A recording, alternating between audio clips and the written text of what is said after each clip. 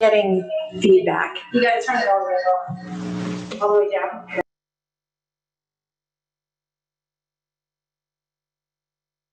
Is Joey?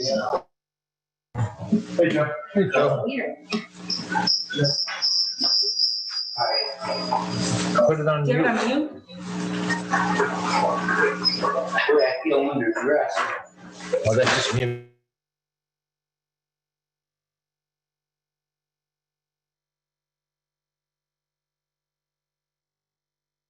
So everybody is accounted for in here? All right, we are live. Welcome, everybody. It's Tuesday, October 13th. This is the regularly scheduled meeting of the Warren Town Council. We will start by rising through the Pledge of Allegiance. I pledge allegiance to the flag of the United States of America and to the republic for which it stands, one nation, under God, indivisible, with liberty and justice for all.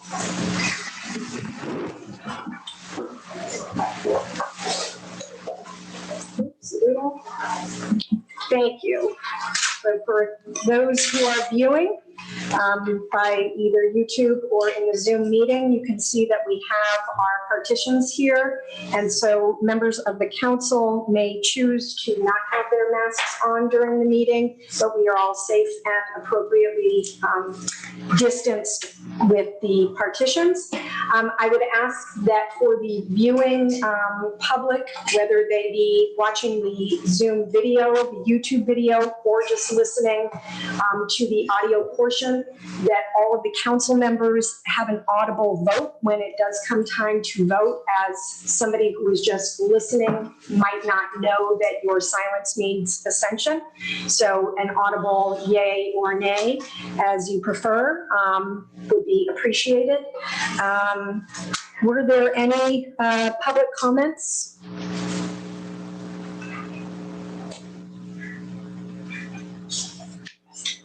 No? Okay, so we have no public comments, and I don't believe anybody is in a Zoom or phone waiting room to public comment. So we will proceed with the proclamation. I will read this. Whereas alcohol and other drug abuse in this nation has reached epidemic stages, whereas it is imperative that visible, unified prevention education efforts by community members be launched to eliminate the demand for drugs, and whereas the Warren Prevention Coalition is sponsoring our local Red Ribbon campaign, offering citizens the opportunity to demonstrate their commitment to drug-free lifestyles, no use of illegal drugs, no illegal use of legal drugs.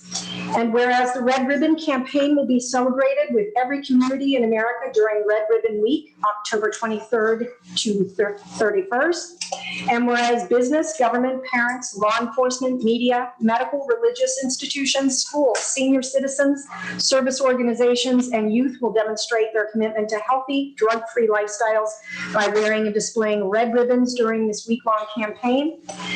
And whereas the town of Warren, Rhode Island further commits its resources to ensure the success of the Red Ribbon campaign in our local community, now therefore be it resolved that the town of Warren, Rhode Island 02885 does hereby proclaim October 23rd to 31st, 2020 as Red Ribbon Week, and encourages its citizens to participate in drug prevention education activities, making a visible statement that we are strongly committed to a drug-free state. And we thank Anne-Marie Roy for coordinating this and making this all happen. So here's to a drug-free week and lifestyle. Next, I'm going to hand it over to Councilman Steve Kalenda, who is going to take care of the ceremonies for a recognition.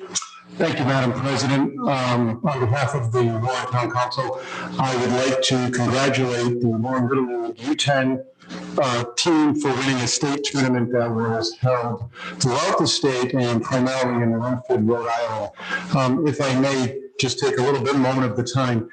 It's a 68-year history of the Warren Little League, and whether there ever was going to be a year where there wasn't going to be a season, this was that year.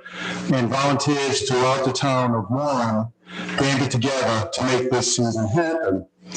As I already stated, no team has ever won this tournament, and this was the first time that these little 10-year-olds did win this tournament. So congrats to all the coaches, the players, and the parents, and a special thanks to Jay Thompson, the president of the league.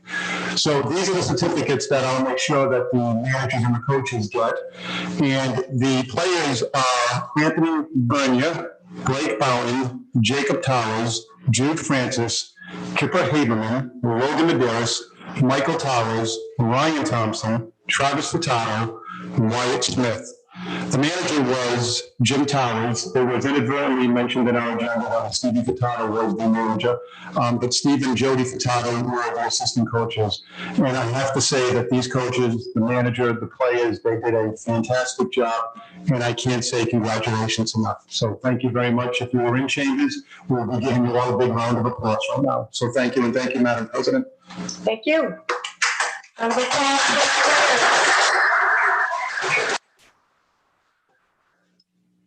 Next, we have interviews. The first is for a position on the Arts and Culture Commission. We have an applicant, Amy Armstrong. Amy, are you with us? I am. Can you hear me? I can hear you. Is there any way we can turn that audio up? Yes. Let's see. Is that better? Yeah, I think so. Let's Can see. you hear me?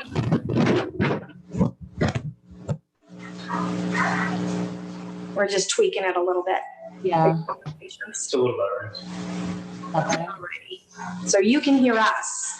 Yes, I can hear you. All right, that's better. So Amy, tell us a little bit about yourself and why you have applied for the Arts and Culture Commission. I moved to Warren with my family about 8 years ago. I'm going to ask you to hold on for a moment. We're going to try to amp you up here. Go ahead, Amy. Okay. So I moved to Warren about 8 years ago with my family and have slowly gotten more and more involved with the town. I have a 12-year-old son who goes to KMS, and we live in Tawisset and involved in that small community. But recently, in the last year and a half, I've joined the board of Night Bristol Warren and have enjoyed participating in that. Can you hear me okay? Barely. You're speaking right into your microphone? Yes, I am. My test came out okay, but you're not hearing me properly. Now we hear you. Okay, great. So you have a child. Okay. So, so I'm very interested in the arts and getting the community involved in participating in the arts as well. Great. I will ask the council if they have any questions for you, and I will start to my right with Councilman Kalenda. No, thank you. Councilman Hanley. No question. Councilman Hecker. Nope, seems, I'm at my, class 5 years, so. And Councilman Davis Waller. And motion to appoint. Second. Second. All in favor? Aye. Aye. Amy, thank you so much. You have been appointed to the Arts and Cultural Commission, and we appreciate your application, and I'm sure that the chair of that board will reach out to you and get you involved. Thank you so much. Thank you. Good night. Thanks. Alrighty, next we have the American Indian Study Committee. There are 9 positions open. I think We can go through and hear from each applicant. And I don't know that there is any real need to attach or connect each individual applicant to the described sort of classifications or labels that Dr. Weed had developed when he had suggested this ad hoc committee be put together. But it would appear that these applicants do fulfill all of those different aspects of the commission.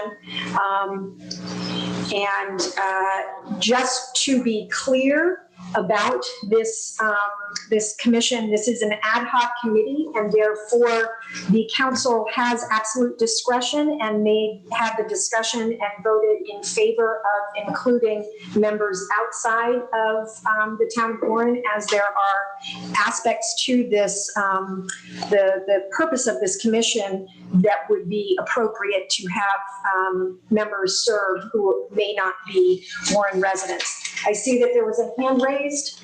Is there a question? You don't know, It's okay. Jim Towers. I'm going to look here. That's not the Yeah, I just sent them a message. Okay. Yeah. So that is from the previous item. So with that said, I will remind the council and the viewing audience, the makeup of this committee was to follow to some extent with discretion a member of the Poconoke tribe, Poconoke Nation, or other original people, a member of the Warren Conservation Commission, a member of the Warren Harbor Commission, a member of the Warren Land Conservation Trust, a member of the Warren Parks and Recreation Board, a member of the Active Farming Community, a member of the Massasoit Historical Association, 2 at-large members of the public, and 1 member of the Town Council ex officio. So without further ado, we can start with the first applicant, who is John Mensinger. If in fact he is ready, if there's a different order, we can go that way too. This is John Mensinger. Can you hear me? We can hear you. Thank you so much for asking. As we do, if you want to just tell us a little bit about yourself. We do know you from our previous meeting when we appointed you to the Voluntary Historic District Committee, but maybe tell us more about why you would like to participate on this ad hoc commission. All right. Thank you, Madam President. I met Dr. Weed through the Warren Land Conservation Trust, and he stirred an active interest on my part in the Solms Heritage area, which I've been learning about and studying about since becoming a resident here. And I have a strong desire in this history and people in Warren. I think we have a significant history to offer to not only our residents, but to the state and larger, region that. And I think in the town's interest, the promotion of historic tourism is something that can be an advantage to us. I've had some experience with the Blackstone River Valley National Heritage Corridor and its formation about 25 years ago, and since been involved with that a little bit. And that's an example of a region that's managed without specific local destinations to involve an entire region in a historical analysis of part of Rhode Island that was otherwise unknown. And I think we can really do that same thing here in Warren. So I'm very excited to get involved with this.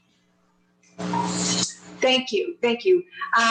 Rather than going down the line, do any members of the council have questions for Mr. Mensinger? I think he is an excellent applicant, and if we do go by the designated titles, either as the member of the Land Conservation Trust or an ad hoc member would be appropriate. Do we have a motion to nominate him or to appoint? Motion to appoint.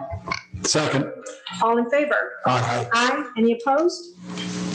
Thank you so much, Mr. Mensinger. Consider yourself the first appointee to the American Indian Study Committee.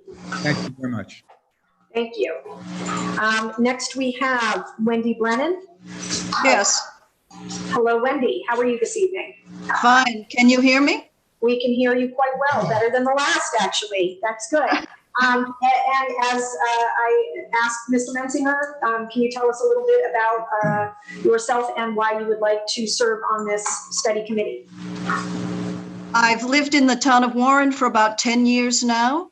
I've been involved in the community through the Conservation Commission, so I have a keen interest in seeing the town move forward. I also have an undergraduate degree in anthropology, and so I have a keen interest in American Indians, and I'd like to bring my skills and my experience to bear to move things along in the town of Warren and help expand the tourism and make our SOAM's heritage area more available to the rest of the world. Very good. Any questions from the council? No questions. Do we have a motion? Motion to appoint. Second. All in favor? Aye. Any opposed? Thank you very much, Wendy. You are the second member appointed to the study committee. Thank you. Next, we have Rock Singwald. Hi. Hello. Can you hear me? We can hear you. Good. Would you let us know a little bit about yourself and why you have applied? Please. Yeah, I've been interested in the history of the area for some time, and I've been working with Dave Weed on the Soames Heritage area and on the group, the Friends of the Pokanoket Tribe, and as a member of the Harbor Management Commission and the Land Trust, I've been working on issues related to making the town, trying to improve access to areas of the town and to public spaces. And I think that trying to help the town tell the true story of the history of the town is an important thing, and I'd like to be part of it. Excellent. Any questions from the council? No questions. Motion to appoint. Second. All in favor? Aye. Aye. Any opposed? Thank you, Mr. Singwald. You are the third member appointed to the Indian Study Committee. Thank you. Thank you. Next, we have Jacqueline Russom. I'm here. Okay, Can you hear me? we can hear you. And please do tell us a little bit about yourself and why you would like to participate. Well, at the simplest level, I'm absolutely fascinated with the history of this place and the fact that the history of this place is so foundational to the stories that are told throughout America. But aside from just wanting to learn as much as I can by participating in this committee, what I bring to this project is my own research that I have done over the years on Tuisit in particular, not only the native population and activity that has been discerned here, but also the long history of so many of my neighbors going back to the very beginning. And I myself traveled all over the world as a child and experienced many languages and cultures, and I'm just really intrigued that so much of what fascinates me is available right here in Warren. In my professional work, I am a linguist, so I think that I have skills of organization of data and research that might be useful. But overall, I'm hoping I can both learn and teach through work on this project. Excellent, thank you. Another excellent applicant. Any questions from the council? No questions. Motion to appoint. Second. All in favor? Aye. Aye. Any opposed? Thank you very much. You are the fourth member appointed to this committee. Appreciate your participation. Next, we have David Reed. Are you there? Yeah, I'm here. Hello, Dr. Weed. I don't think that it even is necessary to ask you why you want to participate, as this was your idea brought forward to us in the first place. We should be just saying thank you again for putting the effort into making this happen. Any questions from the council? No questions. Motion to approve. Second. All in favor? Thank you. Thanks, Dr. Reed. So easy. Deb Jobin, are you there? I'm here. Good evening, Ms. Jobin. Would you like to just give us a little bit about yourself and why you would like to participate on this committee? Well, I'm president of Massasoit Historical Association, and we maintain the Massasoit Spring, which is very much a part of the American Indian history. And as an organization, we would all like to be involved. Very good. Any questions? No questions. Hearing none. Motion to appoint. Second. All in favor? Aye. Any opposed? Thank you, Deb. You are the sixth member appointed to the American Indian Study Committee. Thank you. Thank you. Carol Gafford is next.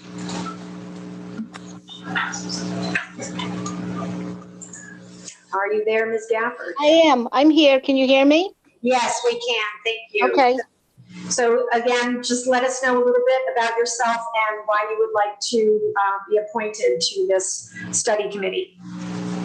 Well, I like to tell people that I come from Bristol. I live in Warren. I work in Swansea. So I'm blessed to be able to be part of all three communities. I belong to several local historical societies. I'm a librarian by profession. And I have a real interest in the history that binds us all together. And we have a great history in these towns. Wonderful. Any questions from the council? Questions? Motion to appoint. Second. All in favor? Aye. Any opposed? Thank you, Carol Gafford. You are the seventh member appointed. Appreciate it. It's beginning to sound like Survivor. Next, we have Donald Brown. Junior. Yes, Mr. Brown, tell us a little bit about yourself and your reason for wanting to participate on the study committee. yes. I am the tribal historian of the Pokanoket people. I am known as Po Mike Nanasan. I have been an educator for giving on a decade, either directly in the classroom or through AmeriCorps.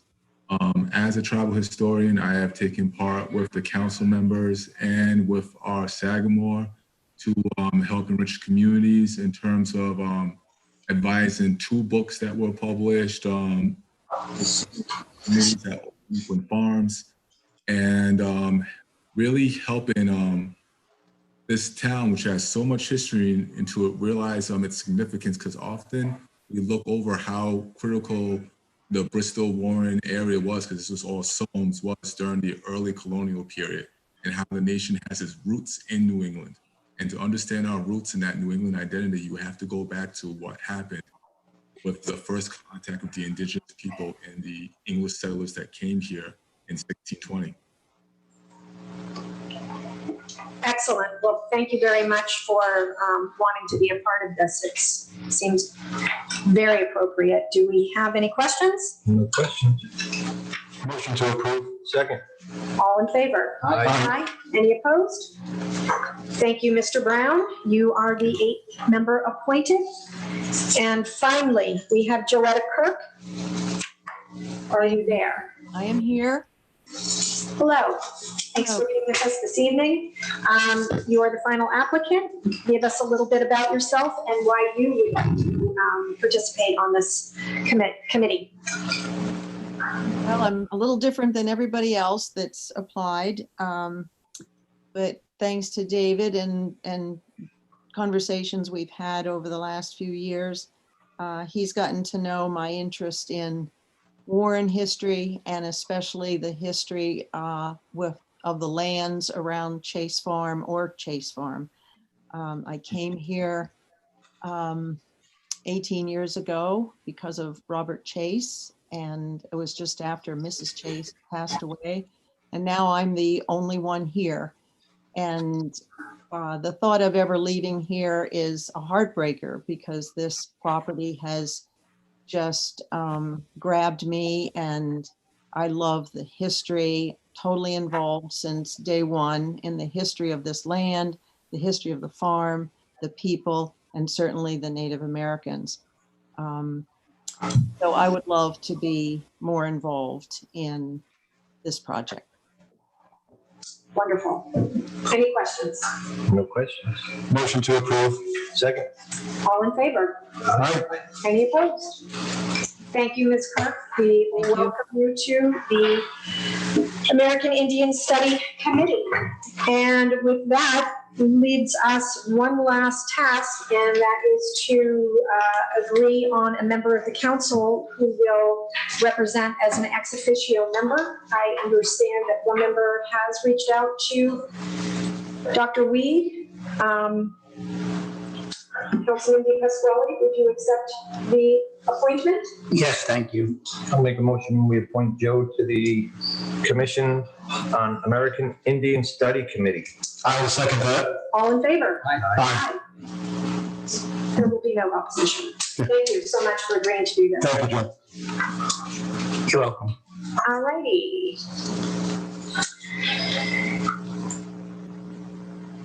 I would say that there will probably be a period of time over the coming weeks where the committee will decide on a meeting schedule and whatnot. And it would be nice to get some, just have a standing agenda item with a little bit of a report back. It could be nothing if there's really nothing to report, but I'm really excited to hear how this goes. So. Next on the agenda is consent. No minutes. Oh, acceptance of minutes. I wrote so many notes, I missed that. Acceptance of minutes. Do we have a motion to, or has everybody reviewed or has anybody found any corrections to the minutes? I will make a motion, we accept the September 8th, 2020 minutes. Second. All in favor? Aye. Aye. And I will also make a motion, we accept the September 29th, 2020 minutes for the special town council meeting. And I'll second that. All in favor? Aye. Aye. Thank you. All right, now we have consent.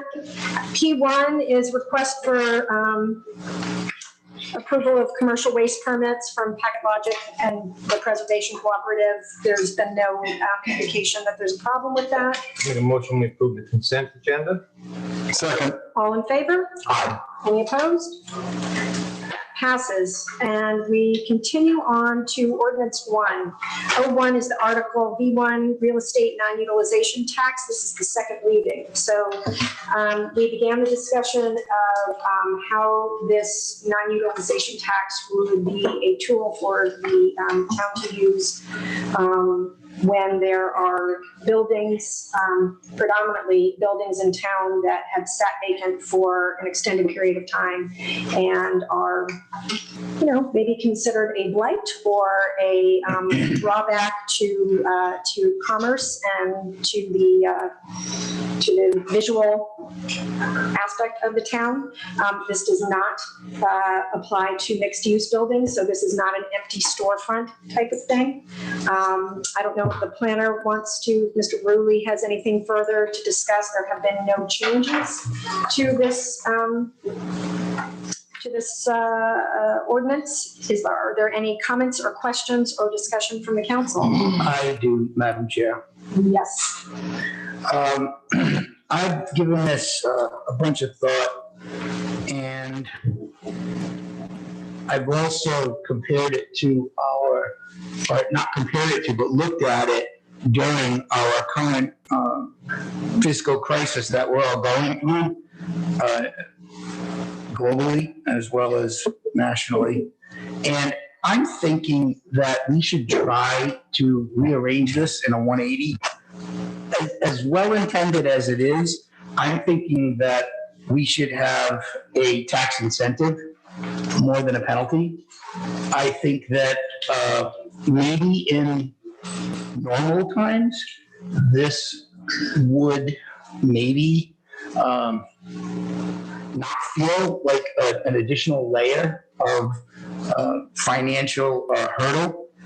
I'm not in any way criticizing the effort that was made because the need is there. We do have empty storefronts and buildings that are not utilized. This is not about empty storefronts, so mixed-use buildings. So if we have a building that say has residential upstairs and an empty storefront downstairs, those do not fall under this non-utilization tax. This is exclusively for freestanding buildings that have not been developed for a period of time. So there's no storefront on that building? No. It's What do you only consider a storefront? It's only for a completely vacant building, Joe. That's why I asked last. Right, I think just what just took place was not anywhere near what I'm saying. A storefront doesn't mean there's an apartment above it. This is, I mean, the A example. standalone building Yes. is exactly what I'm talking about. Second story theater, Correct, the bank, correct. the grocery school, been vacant long before COVID crisis started. Right. but- Resisted any assistance. Could I finish my thought with a little semantics in regards to the definition of storefront versus the intent of this? I understand. Okay, sure. Just because there's not an apartment above something doesn't mean it doesn't have a storefront. I think that government should open doors and not close them. I think that this is maybe something that I would like to see it.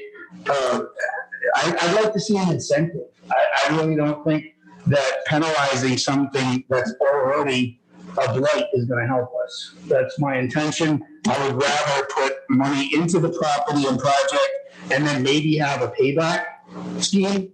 But I don't see how $100 per thousand or any of that is going to do anything except make the burden that much heavier for somebody to carry. I don't think we should be doing that as a community. Thank you. Any other comments? If I may, briefly, Jay had a great point. I've always been about compliance and not punitive, but we need a mechanism. We have to have something, and if this is going to be our mechanism, then we should really strongly think about implementing it, because those properties can go untouched for decades, and I'm speaking by first-hand experience. We need to have a mechanism to stay on top of those properties. So I'm okay with supporting this, and if we want to think about the punitive aspect of it, I'm open to that discussion, but we need to have a mechanism to stay on top of those properties. I think we need a carrot and a stick. This is the stick. We do have a few carrots with the storefront, we have revitalization grants and all of that. So we do have the carrot out there already, and that's not working very well. So I think we need the stick to go along with the carrot. So I'm going to support this ordinance. Councilman Neff? I agree. I with the carrot and the stick. And in these cases, these properties have been vacant for a very long time. And I am a property owner, and I can attest that, if you put the effort into, making your property attractive and offering at a reasonable price, you can be successful. And I've been successful throughout this whole pandemic. So, I understand Councilman Di Pasquale's reluctance to just penalize these property owners, but I do think they're sitting on these properties and with no incentive to do anything. And that's just it's not good for the town of Warren. Madam President, if I could just add, and we've reached out to every one of these property owners. We have expedited approval process through planning and zoning.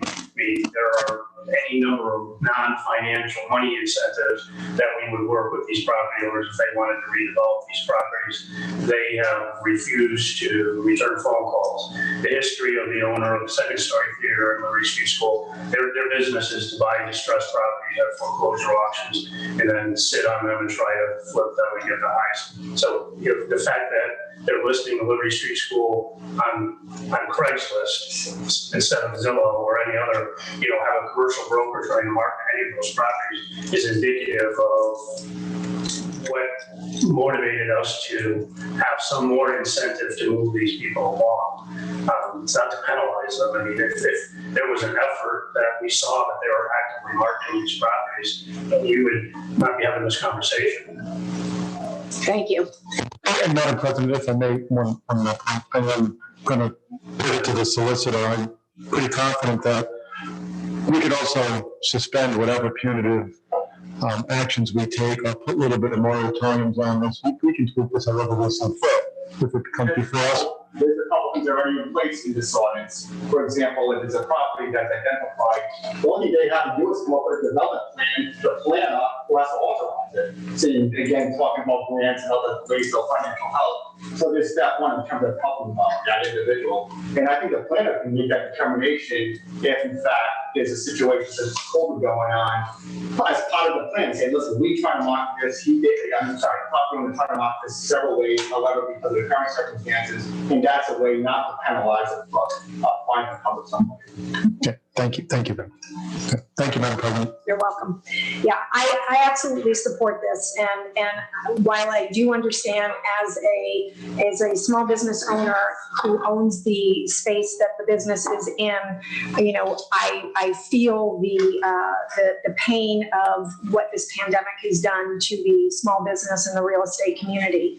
And it would feel really bad to experience the town leveraging this type of punitive exposure on me if I was having a difficult time with my space. But if I were, I would have accepted the gracious, the generous, and the repeated outreach from the town, and I would have engaged with the town to see about how I could develop my property if I lost my business in the space that I'm in. But that has not happened. So I think that this is a legitimate, it's a reasonable way to sort of get people to do the right thing by these vacant properties. Both of these property owners are in possession of important historic properties or buildings in our town as well. And there's the sort of demolition by neglect that is happening with the bank building, in that there is recognizable deterioration happening with the roof. And I know that the Liberty Street School is neglected. So it's hard to see that happening in our town, that these major buildings are just kind of allowed to exist as they have. So I think that this is a very reasonable decision to make and way to go about getting people to take better care of their properties. There's no reason why we would have to.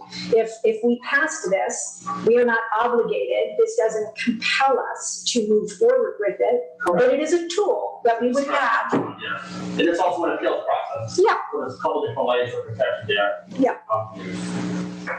Exactly. So I absolutely support this.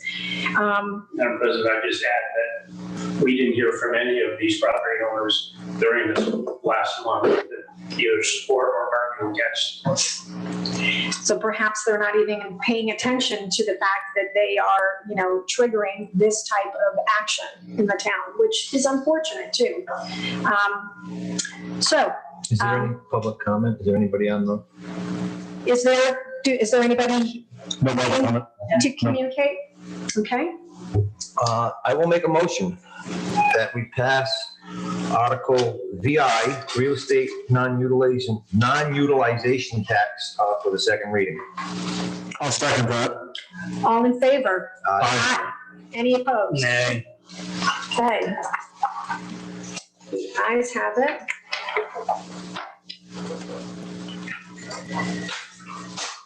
And we continue on to public hearing 1. There is a request for Class BVL beverage license from New England Authentic Eats LLC, doing business as Papa Gino's at 623 Metacon Avenue. I had some questions for the manager who relayed them to the police chief about delivery of alcoholic beverages. And Chief Borges, if you could maybe step forward and just share with us. I know that it is a pretty regular thing for underage people to have jobs delivering pizzas. And I wonder if it is legal for an underage person to deliver alcohol, and B, if this presents some sort of, if they were delivering alcohol underage and they were pulled over for a traffic violation, what the consequences would be there, and if there's any concern with an underage person delivering alcohol to a private residence where there are only underage people. Yeah, I believe the law stands as it would be a violation. It'd be a summons for transporting alcohol by a minor. I did find the governor's executive order about delivery. I do know that I was trying to find the most up-to-date one, but I couldn't find it. But as of right now, I would say it would be a violation for them to transport beer or wine with a pizza if they're under the age of 21.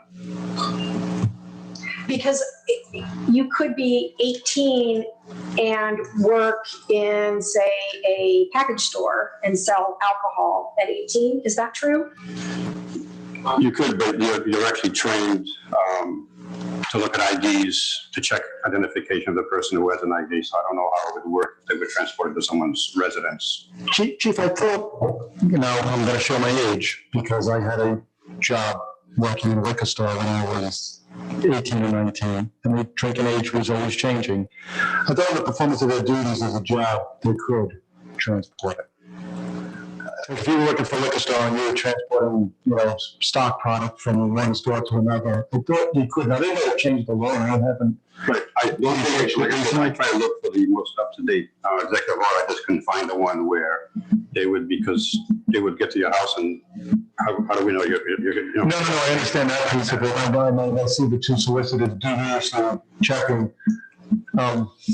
Is the employment aspect covered, or is it silent in the statute? We certainly have to do additional research on it, but maybe Sure. maybe in terms of even catering with alcohol, there might be something in the statute that allows, but we'll certainly get back to the chief in terms of because they all have to go through the training to serve alcohol. Yeah, so they'd have to be tip certified. Yes, exactly. Yep. Do they currently have any type of liquor license?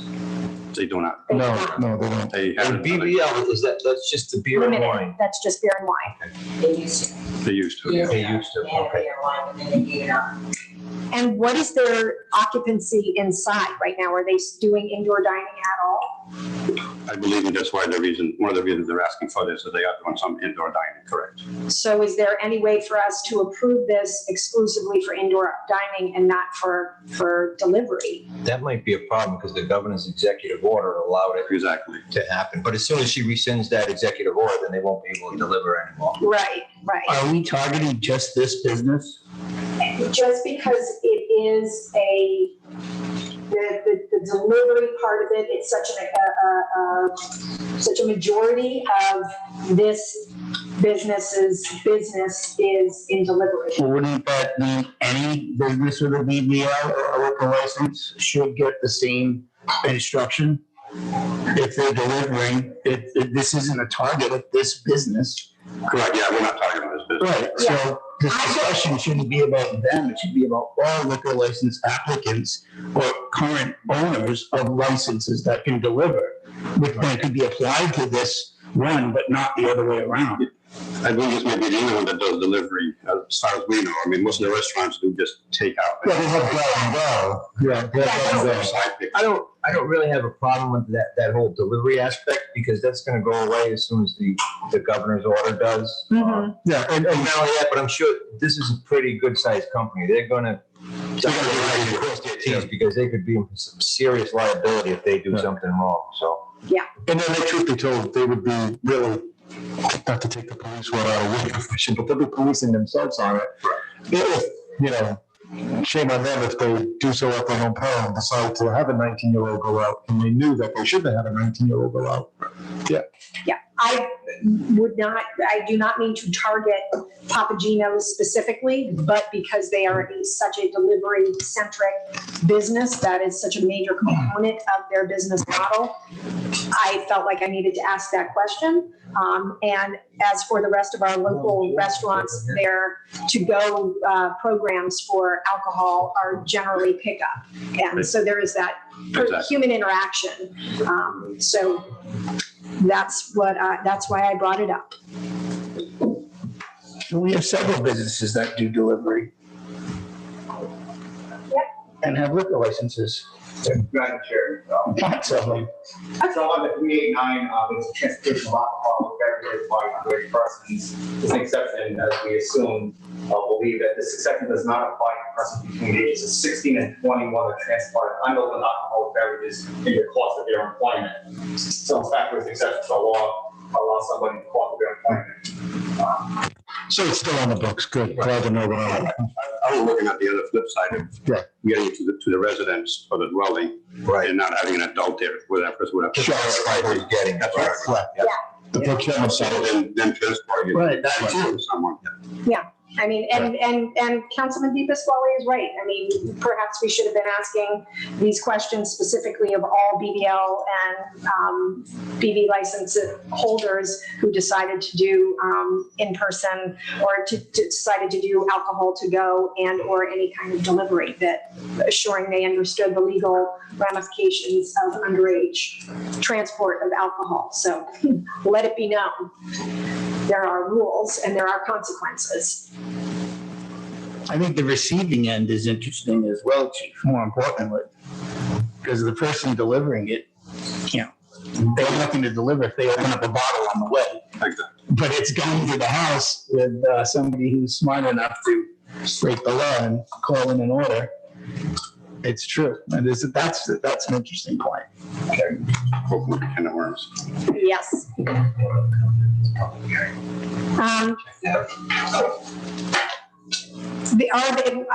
Thank you, Councilman Kalinda.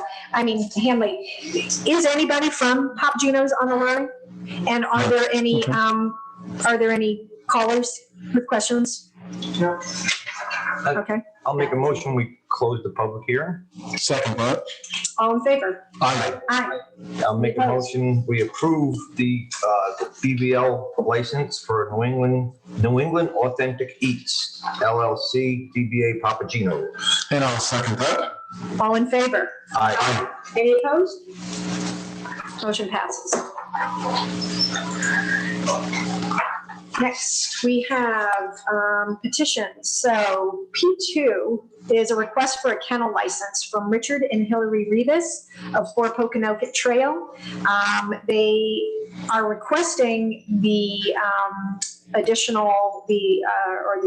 permission to have an additional dog on their property. Apparently they do fostering.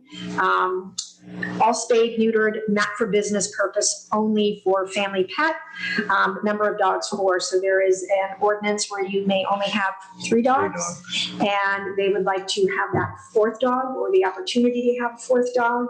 I happen to know that where they live is a very wide open space, so it's not a densely populated neighborhood, although there are plenty of dogs in my neighborhood, and I hear them all the time, and I kind of love it.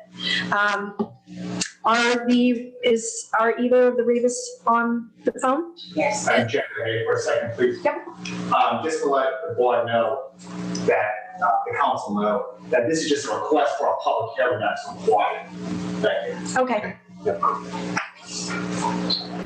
Does the council have any questions for the applicants? I do not, Madam Yeah, well, I guess it's a question. If obviously we go forward with the public hearing, I probably wouldn't have a problem with this, but I would put limits on it that it would never be able to be turned into a business enterprise. And I would also ask that if we do go forward with the public hearing, that if the chief can look in to see if there's been any complaints regarding animals in that neighborhood to bring forward. Sounds reasonable. Any other questions or comments? I'd just like to ask for the applicants. I believe this isn't their first kennel license. Is that correct? Yes, that is true. So you've had a kennel license prior? We have, and a dog of ours passed away, and so we no longer needed it. So then my daughter has recently moved out and is taking her dog with her, and so there's one of them there. She's in the background, but she can't always take care of her dog in her apartment because she works. So she'll be coming home to stay with us periodically. So I just want, and by the way, we're putting a fence. We're closing in the whole yard and putting a 4-foot chain link fence up so that they cannot leave the property, nor can other dogs come onto our property. So, Joey, have you had a kennel license probably, about 10 years ago? We did. Right, and you've had that for multiple years, right? We did. And then when we were down to 3 dogs, we did not renew it because one of our dogs had passed away. Right. I just wanted to refresh my memory. I've been here so long. Thank you.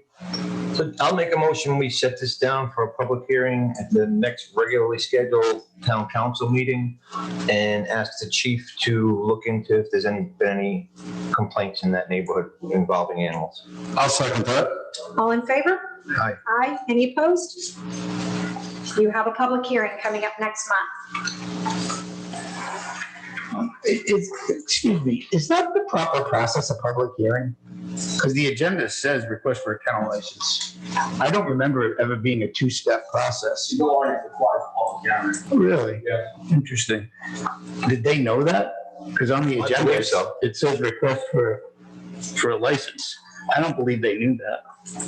In the past, we used to just give a kennel license. You didn't have to have a request and then come back. This is actually worded improperly, if that's the case. Just want to point that out. Thank you. Are the Rivases still on the phone? No. Yes, let me unmute them. We're still here. Sorry, I'm trying to figure this out. The last time we came in for a kennel license, it was either a yes or a no. There was no hearing on it. I was unaware that this would require a hearing. Okay. I'm going to defer to the solicitor. If he says it needs a public hearing. Yeah, okay, yeah, I'm going to defer to the solicitor. Alrighty. So with our apologies for the misunderstanding, and yes, the language on the agenda would lead one to believe that we were going to approve this evening. And I would admit that I thought we were too, but I will trust the solicitor here. Their opinion is, we will trust in their opinion and their advice. And so this will go to the next month. Okay, so will I get an email as to the next date and so I can be on the presence with the Zoom with this? Yes. Yes, you will. And if there is a reason that we might have to have a special council meeting sometime before next month, if that arises, what's the time frame for needing for advertisement for this public hearing, if we could squeeze them onto a special meeting, if one was required anyway? 3 weeks. It would have to be advertised 3 times. Okay. So that's probably not going to happen unless we have one a week before the next council meeting. So, thank you. So we're good then? The Ravises? Yes. All right, thank you. Thank you. All right, P3, request for a one-day entertainment license from Daniel Riley of 324 Main Street, Warren. Date of the event is October 17th, 2020, from 5:30 p.m. to 10 p.m. The event is a private party, the Stone Grotto and the Church Palace, and it is a 2 to 5 person band. We have a description here of the event. It sounds like as though they have answered a lot of questions. Mr. Rui, have you They received? submitted a COVID plan. I received it today. I reviewed it. I'm fine with it. I will share it with the fire chief and the police chief tomorrow, but I don't see any issues. All righty. Are the Rileys on the phone? Yes, I'm right here. Hi. Good night. Hi. Does anybody from the council have a question about the event? Just, it's right on Main Street, so just perhaps a little concern about traffic flow in and out of there. And I don't know if the chief will, probably have something to say about that. Their COVID plan suggests they have no more than 40 people. Correct. Alrighty, well, it sounds like you have crossed all your Ts and dotted all of your Is, and with the approval of the COVID plan, do we have a motion? I'll make a motion, we approve the one-day entertainment license from Danielle Riley for 324 Main Street on October 17th, 2020. I'll second that. Before we proceed any further, is there anybody in the public who wanted to? So do we need to close our public hearing? No, that was just a petition. This is just a That wasn't public hearing, petition? right. Okay, so all in favor then? Aye. Aye. Any opposed? Thank you. Have a nice party. Enjoy. Next, we have P3. P4. Request for a Class F beverage license from the Market Street Pub, Amy Davok, 99 Market Street, October 24th, 2020, with a rain date of October 25th, 2020. It's going to happen in the Market Street Pub parking lot, and the event will be called the Barktoberfest. Mr. Rulli, have you received the COVID plan? I have received the COVID plan, and I've shared it with the police chief and the fire chief. Police chief and I are in agreement that at least one police detail should be included. I think the chief's position is if during the course of the day we needed a second one, then we would make arrangements for that. But just given the nature of people crossing the street in that area, it's a fairly complicated COVID plan in terms of access and making sure people are socially distant. We want to make sure that whatever alcohol is bought on the parking lot stays in the parking lot, doesn't go across the street and vice versa, that people don't leave the pub and bring alcohol over into this area. Okay, is Ms. Davok on the call?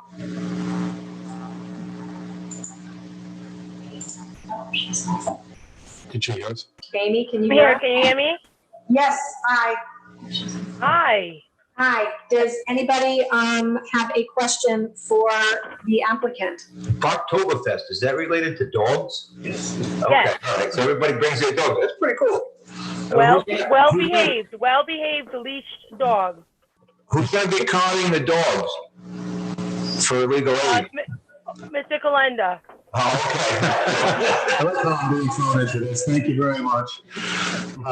I'll make a motion, we approve. Yes, just to confirm that they have a separate insurance policy for that one day, so why told that one day would be recommended. Did you hear that, Amy? Nope. Do you have a one-day rider on your insurance plan to cover the event? I don't know about that, but I can find out tomorrow. Up to the condition. Yeah, that you would need to do that just to be completely safe and covered. Okay. So now, if I may, Ben, is that because it's in the parking lot? Okay, so just so you know, Amy, it's the reason is because it's going into the parking lot, it's not inside the building. Okay. So for clarification purposes, that's why the solicitor is advising us on the. So I contact our insurance agent and just add a day like for the 24th and 25th? Correct. Yeah, to get a rider to cover that one-day event. Okay. Was that necessary for the? No, it's not, because this is the alcohol thing, and the alcohol for the bottom line. Yeah, it's because they're moving into the parking lot, right? Yeah. All righty. Any other questions? Okay, I will make a motion, we approve the Class F beverage license for Market Street Pub for 99 Market Street for Oktoberfest on October 24th, 2020, or the rain date of October 25th, 2020, pending working out with the police chief any required detail and providing the rider for the insurance. I'll second that. All in favor? Aye. Any opposed? Ayes have it. Thank you, Amy. Good luck. Thank you, guys. I hope to see you there. Have a great night. Bye-bye. Bye. Okay. Correspondence. I would actually like to pull out C8. C8. I was going to pull out C8. Somebody was going to have to pull out C8, which is retirement letter. Yeah. All righty. Is there anything else here? We do have a resignation letter, but it's from John Mensinger, and he basically never did anything for the Voluntary Historic District Board of Appeals, though we thank him for applying, and we made that clear when he did. We then appointed him to the actual Voluntary Historic District Committee, and tonight, again, appointed him to the Ad hoc American Indian Study Committee, so no need to, have a parade. So on C8, it's for Julie Coelho, my sister, who has actually worked for the town for 30 years. So I would like to make a motion that we send an official letter thanking her for her years of service. And I would ask that the president defer and allow me to sign the letter that goes out to my sister. I will second that. And I actually would make an amendment to that motion that if it's allowed, then we bring her before council and actually present her with this letter. And we can even, get a little more into detail at our next council meeting. Very good. If she is amenable to that and isn't otherwise occupied, living. We'll just make it a condition of wherever she comes. There you go. All right. I think that's a lovely idea. All in favor of that? Aye. Aye. Thank you. And as long as you have all read the correspondence, I think that was some good news in the meals and beverage tax reporting there. We may continue on to old business. OB1 is discussion and action regarding the tree ordinance. So as we left it the last time, we decided to move forward with a full review and update of the tree ordinance. And we have received from the Tree Commission a fully edited copy. I see we have Tree Commission Chair Chuck Staten here with us, who I'm sure would be happy to answer any questions and clarify some things. I've made many notes on my copy here. I know that we had some questions as to some of the language that's in here, but I think that there's a lot of really valuable stuff and some good changes. So The first thing that comes to my mind is the Warren Tree Administrative Guidelines, which is still a document that needs to be developed, but I think that that will probably naturally happen. As this is updated, the administrative guidelines would be addressed and created. They are referred to repeatedly.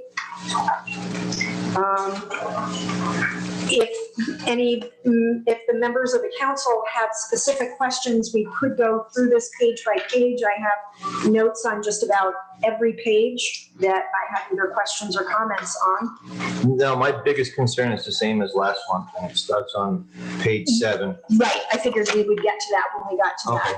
I think you should absolutely state your opinion about that. On the first page, I do have asterisk here, the significant tree definition. And I know that the solicitor was working on developing a list of significant trees. I think there was a question about the legal strength of any ordinance that would say just significant tree, that would need to be more clearly identified by species and variety. Mr. DeSisto has not returned yet. Yikes. Ms. Flanagan, Jenny Flanagan wants to join to speak if any questions arise. Yes, please do let her in. Thanks. And we have Mr. State here as well. So we do need a specific list of significant trees. And are you aware, Mr. Ruffa, if one exists or has been identified? So I have a question. So this is talking about on private property? This would be anywhere. So the issue that we have talked about over and over again is the trees on private property is the legal issue. It is two big problems that we see with it. The first one would be there's no enabling legislation that allows us to put into place an ordinance that prohibits somebody from cutting a tree on private property. There's no enabling legislation in place to speak right now. And the second thing is, it possibly would constitute a hate by the government. I'm going to this private property, so you can't cut that tree. That's two big concerns with the private property aspect of it. However, we could recommend and suggest, and I sit on the planning board and the zoning board, and we could certainly put in those regulations as requirements. And I think that we could be creative and put the same kind of intent here. So when somebody wants to subdivide or new development, we can certainly put certain regulations in place that would still accomplish what I think this wants to accomplish in terms of cutting historical trees down without some type of oversight. And that would still, still require a list of what would be considered significant trees or varieties? Yes. If you ever more specific, we can't say all trees in general, it still has to be specific in nature, not concerns of wide, certain size trees, etc. Shouldn't be cut down without food or permit from the warden. Certainly, but I think the better place to put this, our recommendation would be somewhere in the zoning or subdivision regulations versus in the ordinance. So, Madam President, if I may, I thought the state enabling act that covers the tree actually did give the vehicle and the mechanism to get onto private property. I read it, and it's all public, and it's private property on the public land, on roads, etc. Okay. Yeah. And that's fine, because what I was just doing is I was refreshing myself with the Fourth Amendment, and I'm wondering if this would actually fall into that category, because now we're actually seizing, like you said, someone's property. There's a legal problem that, again, we try to avoid, but we think that we could somehow put these in the regulations, in the zoning and subdivision regulations. So we can't require a permit, even a permit. So that's what this ordinance is asking for.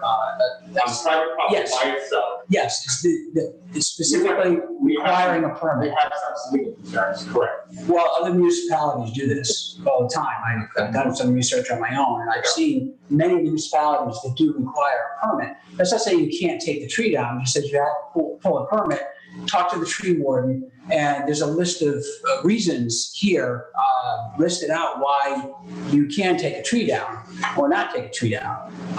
So it's not prohibiting you taking a tree down, but it's just asking you to hold a permit and describe why you're doing it. And if you're doing construction or it's a proposed construction plan, then yes, you can. No, that's not what it says, Frank. I mean, It clearly says if it's construction, you need to get an engineer or a land surveyor or a landscaper to build a single family home. You don't even need an architect to design the property. So you would have to hire one to say that you have to take the tree down? I thought we were going to go page by page. And I would suggest to respond to you. I would suggest that just because of the communities and these topics we just started to do, that they come and I think they table the whole conversation because of legal issues. Yes, so maybe that is the best. It needs to be contested. Again, we just have legal concerns in terms of, I know there's recommendations that we have to limit not all trees, but certain types of trees. Again, we're just trying to narrow it down so we're outside the scope of the taking is kind of our goal. Madam President, if you look at the purpose and intent, the main thing that drives this whole thing, it doesn't touch public trees unless they're a danger. I mean, private trees, doesn't touch them at all. The purpose and intent does not touch private trees unless unless public safety is endangered. That's the only time it touches public trees. So how can we go from that purpose and intent and further down, get into we're going to start regulating trees on private property? Apparently, we can't. What I'm suggesting, so if you're having a developer come to town with a nice piece of property and it's all beautiful trees there, now that it has to go before the planning board and get approval for development, certainly we can put it there somewhere saying, in terms of trees and protecting trees and certain regulations. So I think we can still put those protections in place. I just don't think our officers think that it's the proper place because of some legal liability. So, something challenges. Madam President, if I may, and the solicitor brings up a great point, should we, and I hate to throw it back to you guys and put more on your plate, but should we refer this back to the solicitor's office, have them come back with a better plan of action, putting it either in zoning or planning or both, and then bringing it back before us at our next meeting? We certainly can do that, yes. Yes. That is an option, but I think that there's more in this that does not refer specifically to trees on private property and the protection thereof. And that aspect of it, if it is just a legal rabbit hole, it's just going to tie us up in lawsuits and be a waste of time, then this is not the place to pursue that. If there is some language that can be incorporated into a planning or a zoning ordinance that would express the town's desire to protect significant trees, whatever they may be, and that's the more appropriate place and the best way to do that, then that's probably the way to do that. But we're still, okay, thank you. Then it doesn't need to go back to you and have you say that again next month. We can hear that now and take that for what it is. Chair, I just want to note that I spoke to Mr. DeSisto just before the meeting, and he indicated that he has been in touch with solicitors from other communities that have either pending ordinances or have ordinances in place or something that was proposed in the past. So he's going to continue those conversations, but I think that's where some of these issues came from, was based on his discussions with solicitors in other communities. Okay, he'll have more information on that in the future, but that was how it's related to me. Okay. That said, I think it would still be important for the tree commission with the solicitor or whomever to develop a list of trees that are in fact considered historic, indigenous, significant, special, native, whatever, that should be that should have greater focus and should be thought of as the important important trees to be saved, because as I understand, I mean, there are plenty of trees that are not as important or significant due to just their, they just reseed themselves and whatnot. We hate to, label a tree as a nuisance, but there are certain trees that don't add the same environmental, aesthetic, and benefit to the area as others do. Would you agree with that? Well, I know that it's in the province tree ordinance, they enforced it, and it happened to me. I applied to take a tree down in the city of Providence on Blackstone Boulevard, and the city forester came out and he denied my request. What this person said. Public or private? It was a private tree. Private, thank you. And Newport has the same. But the thing is that we're recognizing that trees benefit, that's the recognition that trees benefit us. So those benefits, the cleaning of the air, the taking in CO2, the roots taking in water, when a tree is big, those benefits are exponentially greater. So we're recognizing that, and we assigned 30 inches, although it says 28 in the definition, we meant to change the definition. So it is the size. Now, there could be some historic trees, because a bigger tree has more canopy and provides the community more benefits. So it is really the size. So any tree, you would like that to be changed to 30-inch diameter? Yes, and that's what it does say in the section 18-116.1, 30 inches. 30 inches or greater, DBH. We're in the front page under definitions, it says 28. Yes, that's an error. It should say 30. I apologize for that. You've changed the definition slightly of caliper. I see there's a little bit of new language there. There's a little bit of language there. It's not really. Not significant. Consequence, right. All right. So it's not, yes, there could be some historic value, there could be some other reason, but the size is the major reason. The size and the benefit, because of the benefit the tree does, because of that size. Okay. So on page 1 then, in red, the edit is to some language diameter in inches of a tree, measured 6 inches above ground level for trees up to 4 inches in diameter, or 12 inches above ground level for trees over 4 inches in diameter. And then we've also added the additional change of any tree 30 diameter inches. Yes. Okay, everybody's good with that? Can I ask why you raised it from 28 to 30? Is there a specific reason? Well, because we thought that the bigger it is, the fewer, the more benefit it gets, and the fewer trees that it impacts. So that's why we did. Is that in keeping with other ordinances that you know of? Not that it's happened. Yes. Okay. Yes. All righty, so turning the page to page 2 of 9, there have been no changes on that page. Are there any questions or comments on that page? I have nothing. Hearing none, we can turn over to page 3 of 9. Now, there are some changes in red, some movement of language to other sections.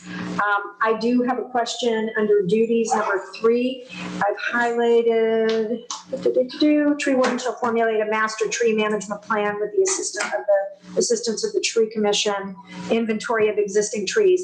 So does there exist, or could there exist, an inventory of whatever these significant trees that we identify, agreeing that all trees 30 inches and in diameter or greater are important, but if we do in fact develop a list of specific varieties and species, or if we just do say all trees of 30 inches in diameter, could there be a list developed identifying their location in the town, and could that be something we could get some street volunteers for? There could be a list. I mean, it's a lot of work, and I don't know if we can accomplish that. There's systems in place to identify what trees are where, and they're being developed, but.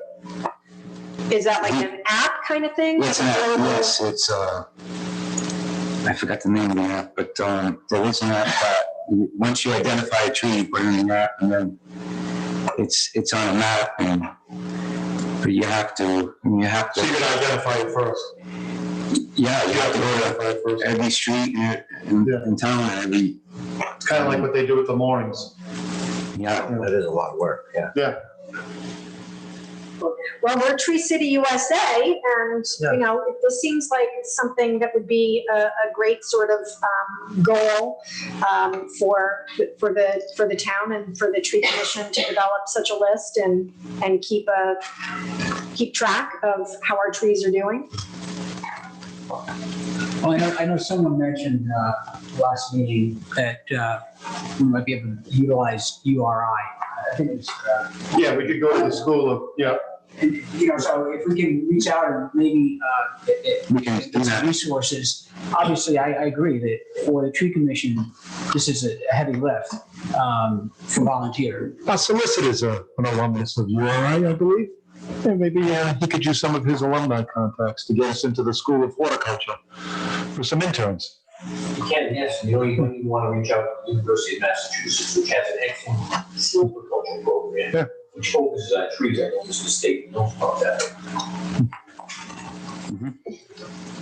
Maybe you could bring that to the next tree commission meeting. There are a few other edits on this page. I see you've identified 48 hours, at least 48 hours in advance to as notification when circumstances permit for under authority number 4 for hazard control. So 48 hours unless it is now crossed out a reasonable period of time. So that's that. And then there's the whole number 6, 7, 8, 9 have been moved to a separate section. May I ask why you deleted and must notify the tree commission before any tree is posted for removal? Because that's a duplication that is in the, it's already in the ordinance. In a different section? Yes. Okay. Anything else from page 3? Moving on to page 4. So I had mentioned to the manager, Michaud, that if we could get all the his and hers and just make them theirs across the board. It's sort of inconsistently done, but that's just a tech thing. Under B, any public utility maintaining overhead wires or underground pipes shall comply with all aspects of this article. So who does the enforcement of that? The tree warden? Like, have we ever had any issue where a utility was not or did and did harm? Like, is that a difficult thing? We can say it, but do they do it? Well, the tree warden is no longer at the Department of Public Works. That's why that was crossed out. That's not exactly what I was talking about. The public utility maintaining overhead wires or underground pipes shall comply with all aspects of this article. That utilities shall in no way injure, deface, prune, or remove any tree under their plans have been reviewed and approved by issuance of permit by the tree warden. So this is the tree warden who enforces this. The ultimate enforcement of tree warden in the first instance, oversight is with the DPW director. Okay. Because oftentimes when something happens with the utility, at least that's what Mr. Stacey was saying, that DPW director is going to be on the scene. At that point, the tree warden would have to come in to enforcement action. Okay. I think this has been a constant issue over the years. We've had many discussions about utility companies coming in, and I'm not sure you could classify what they do as injuring, defacing, pruning, or hurting the trees, but we often see them doing a terrible job, and I think that's been a real point of contention over the years, if I'm not mistaken.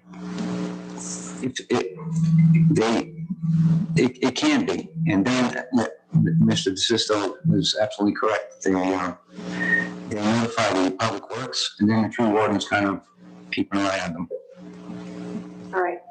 Shouldn't this be interlinked with a permit though? The first, it says a permit, so if somebody's coming in to pull a permit, right then and there, the tree should be identified as on public property, into our public trees. So before any ditches are dug or anything, it, I believe, is in our process.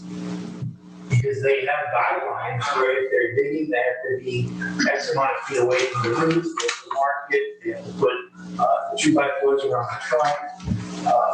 I'm not sure that, are we understanding what the process is here? The first step is they're going into town hall, building people's office, controlling the permit. Is that so? I'm even wondering how the permit process works, how these permits are issued, are there expiration dates on them? How long are they good for, all of that? So are we satisfied with the condition or the current application process? Well, actually, in subsection B here, for this type of work to be performed, the application has to the Department of Public Works, which has supervision over roadways, because that's what the public street is going to be. Mm-hmm. So that's what the application would be. I think it does tie in. I think the Councilman DePasquale is correct, but it does tie into the application. Because going to the DPW director, because public rights of way are affected as well as public trees, that's the initial supervision right there. I think that's one of the reasons, by the way, why that the tree was deleted out. Isn't that correct? In subsection B, on page 4, that's section 18-112B. Yeah.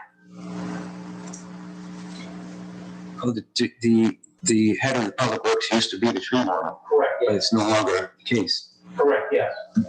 But the DPW director can identify a tree on public property, and then the tree warden will be notified, and plus, anybody who's pulling a permit, the process has to begin then and there, in town hall. I mean, it should be an inherent fact that when we're dealing with a public property, somebody should know that there's a tree there. Here's my question.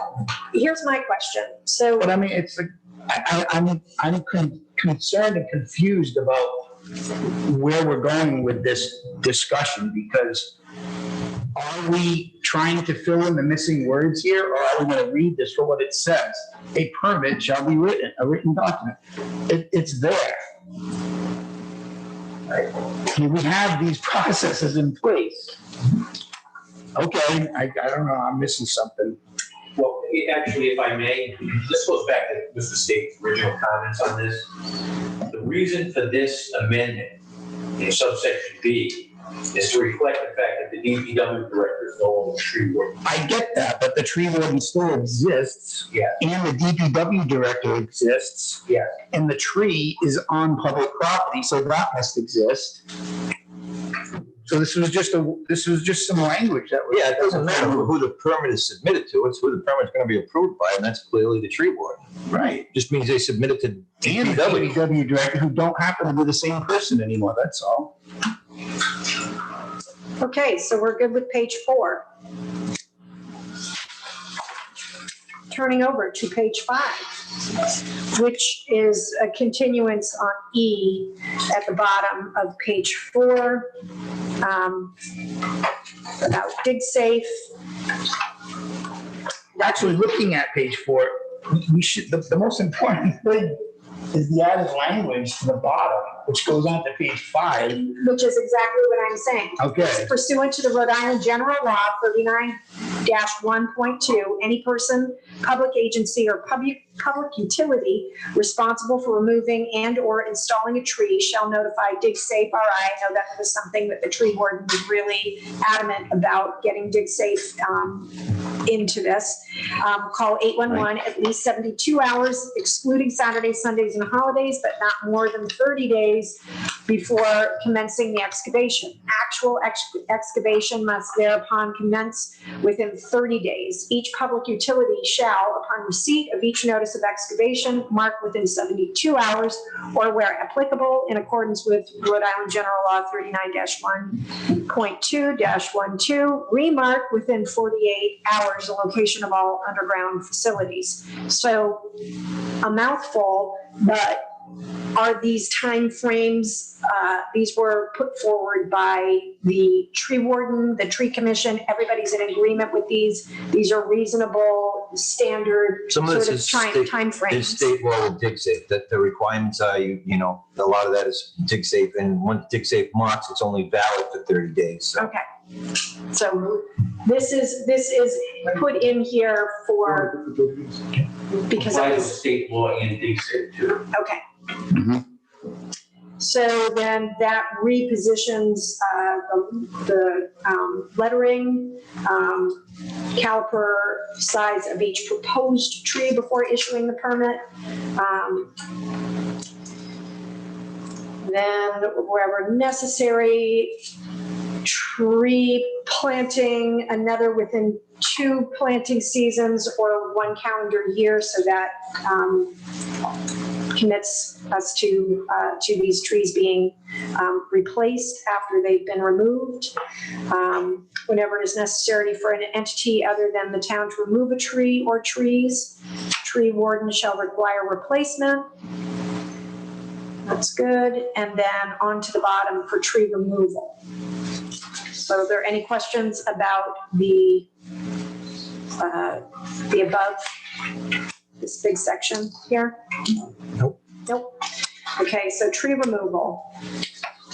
So for non-hazardous trees removed from town land or on town rights of way, the tree warden shall attach to the tree at least 10 business days before the scheduled date for removal a notice stating the date of posting, the date of scheduled tree removal, the reason for the scheduled removal, and that an appeal of the scheduled removal may be made. No tree shall be removed before the date of scheduled removal. So this is the language that was put forward from page 3 from under duties. So and this has this been changed at all? That's been changed. Now it's 10 business days. Okay. It used to be less days. Okay. B, the tree warden shall notify the chair of the tree commission before any tree is posted for removal, with such notification serving as notification to the tree commission. So that then clarifies before, when it didn't say that he had to let you know, here it says he does, or didn't have it written down before. C, if any person objects to the removal, that person may appeal in writing to the tree warden, who shall, together with the town manager, hold a public hearing at some suitable time and place after giving at least 5 business days notice of the hearing to the chair of the tree commission and all persons known to be interested in posting a notice of the meeting on the tree. But not nailed into the tree, because you cannot do that. It has to be taped on, right? Right. D, within 3 business days after the hearing, the tree warden, after consultation with and approval of the town manager, shall render their decision granting or denying the appeal. No tree shall be removed unless both the town manager and the tree warden deny the appeal. All good? All right, moving on. So in this next section, 18-113 appeals.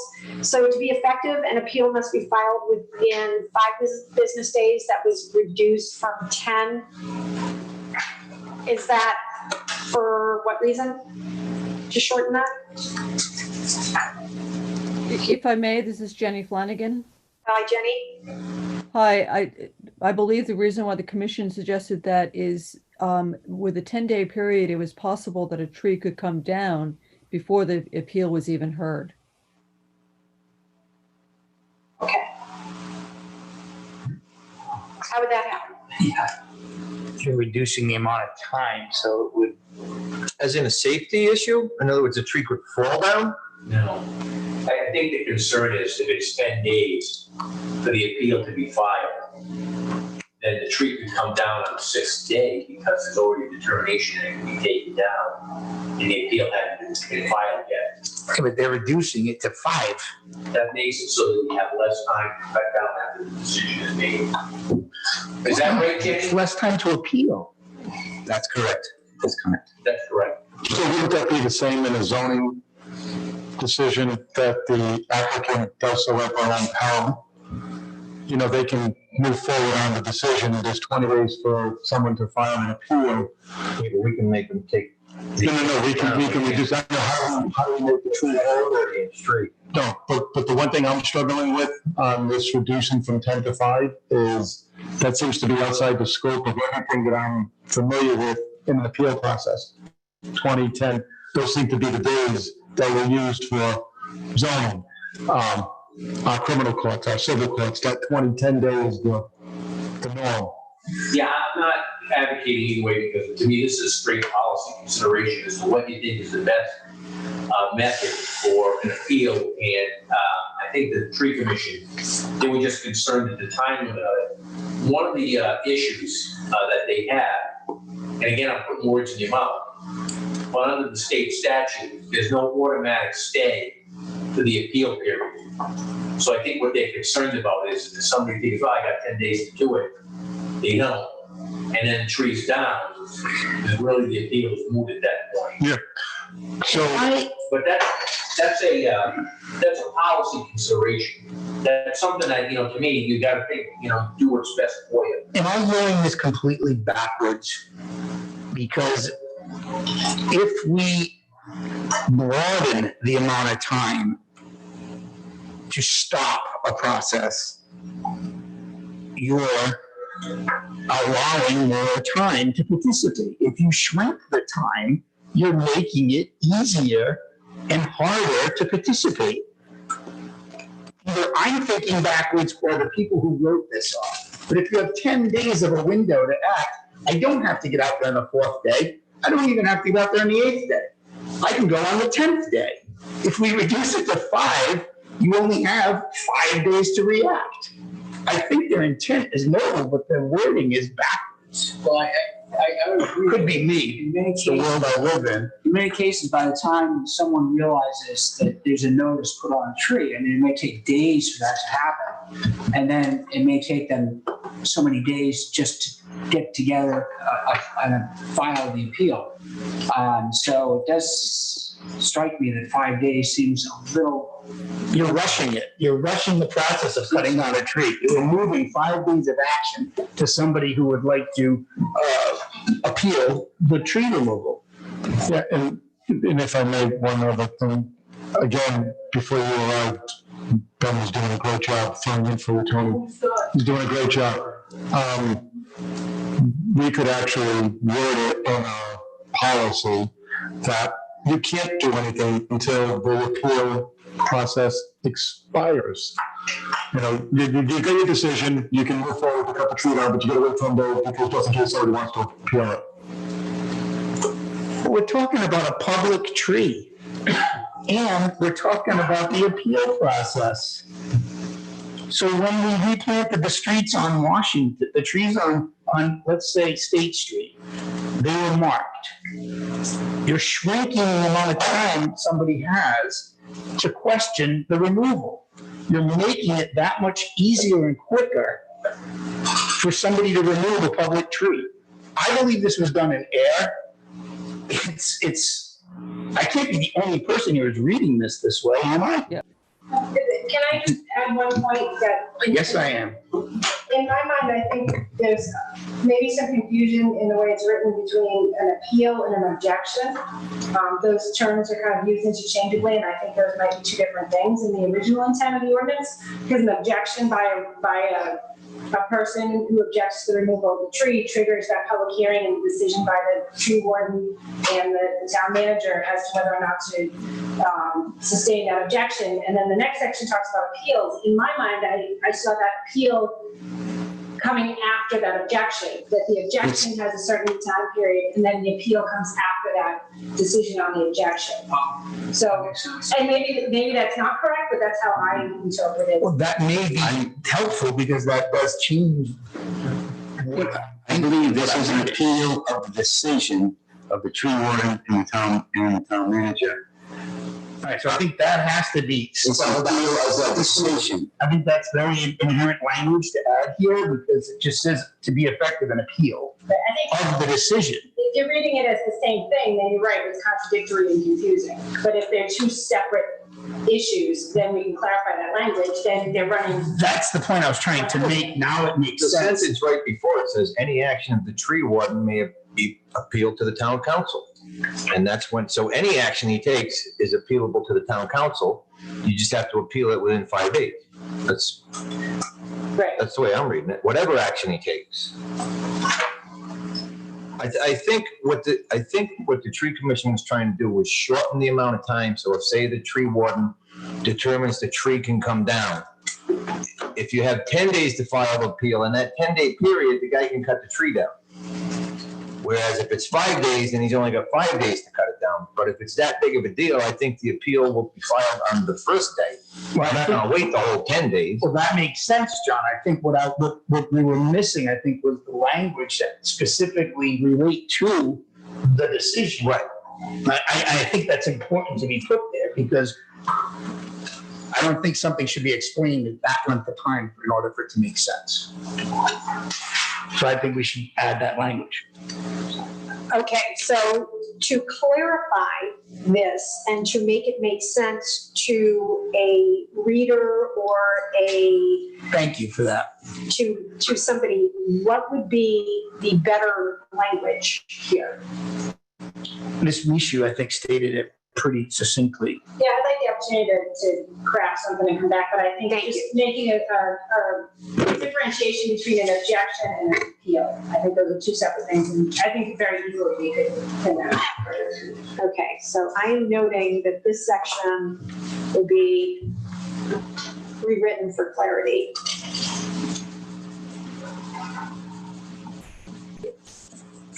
All righty. And if I may, again, this is Jenny Flanagan. It was reduced from 10 days to 5 days under the fear that a tree could be taken down before the appeal could be heard. If somehow that could be made clear that the tree can't be taken down until that time frame is expired, that would be great. Okay, so there may need to be some language added to another part of this. That's what Mr. Kalenda was referring to. Correct.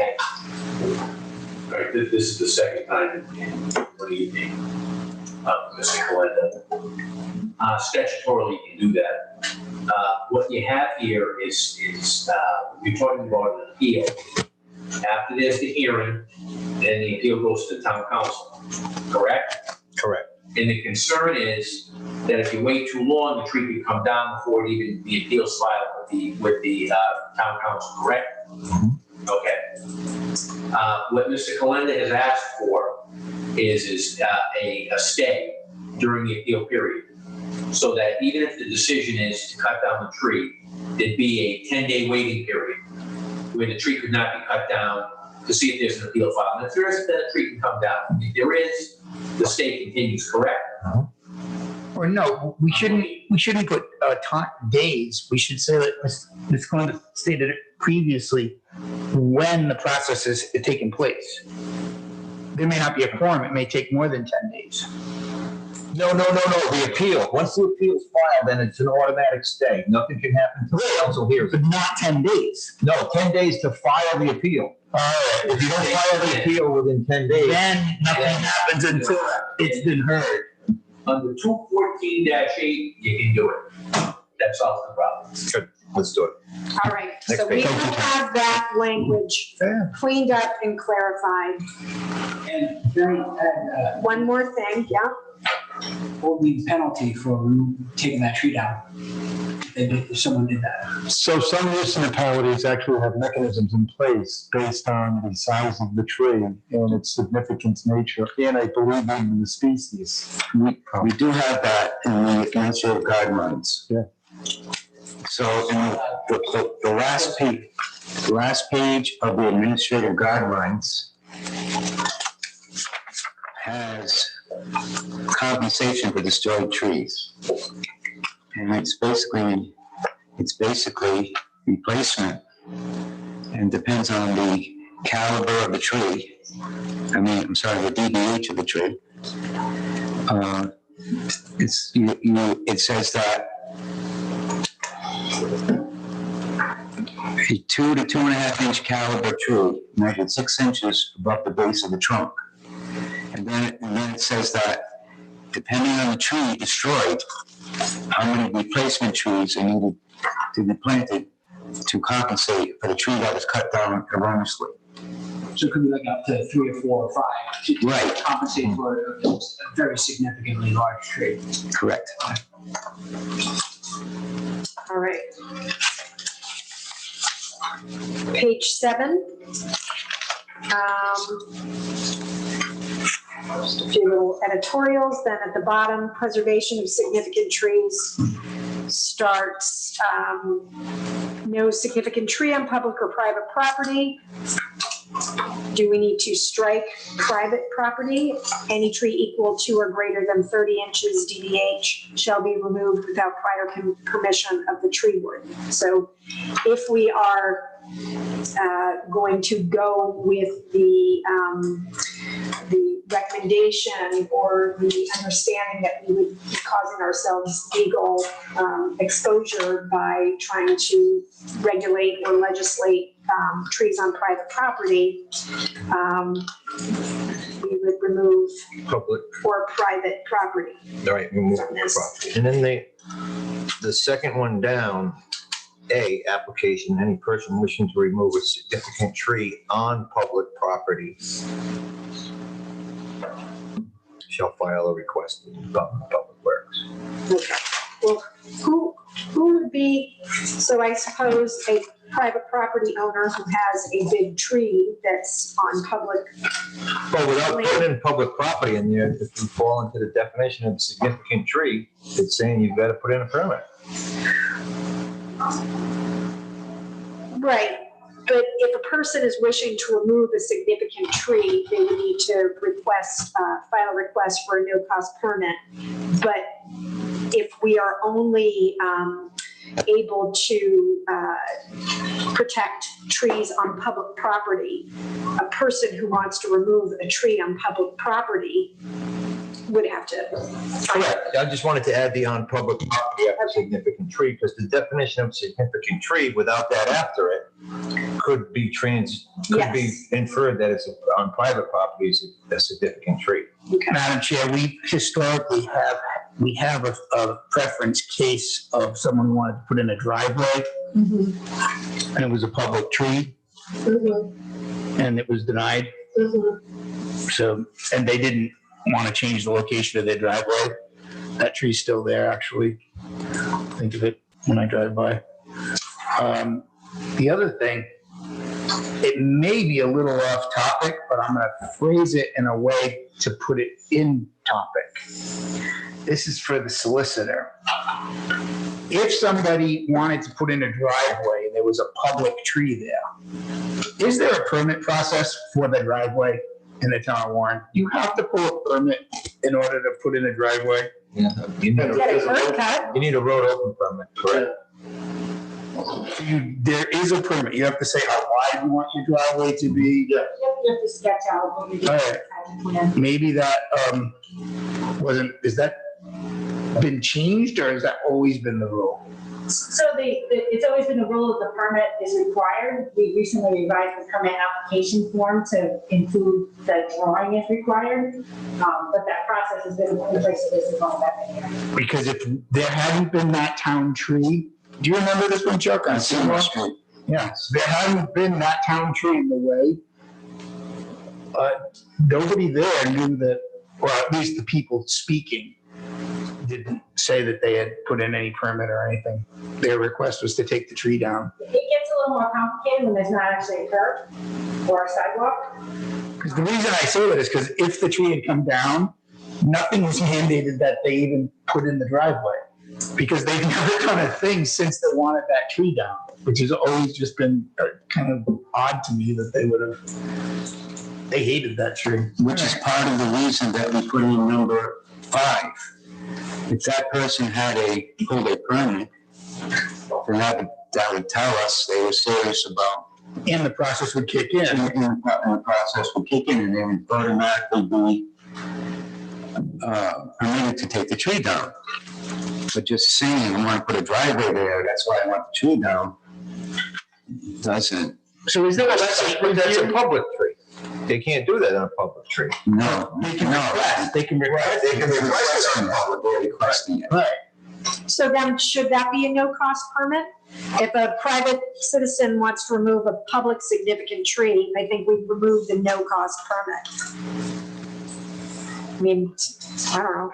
I think we need to get the wording really straight because that whole situation would have never even been brought to our attention. Because at the time, I don't think they even had to put in a permit for the driveway, or they didn't. It's been a marbles.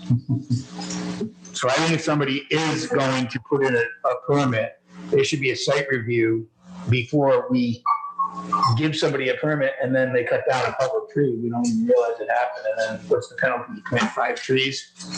I guess maybe that's not so much of a penalty, but more of an offering to do the action. I don't know.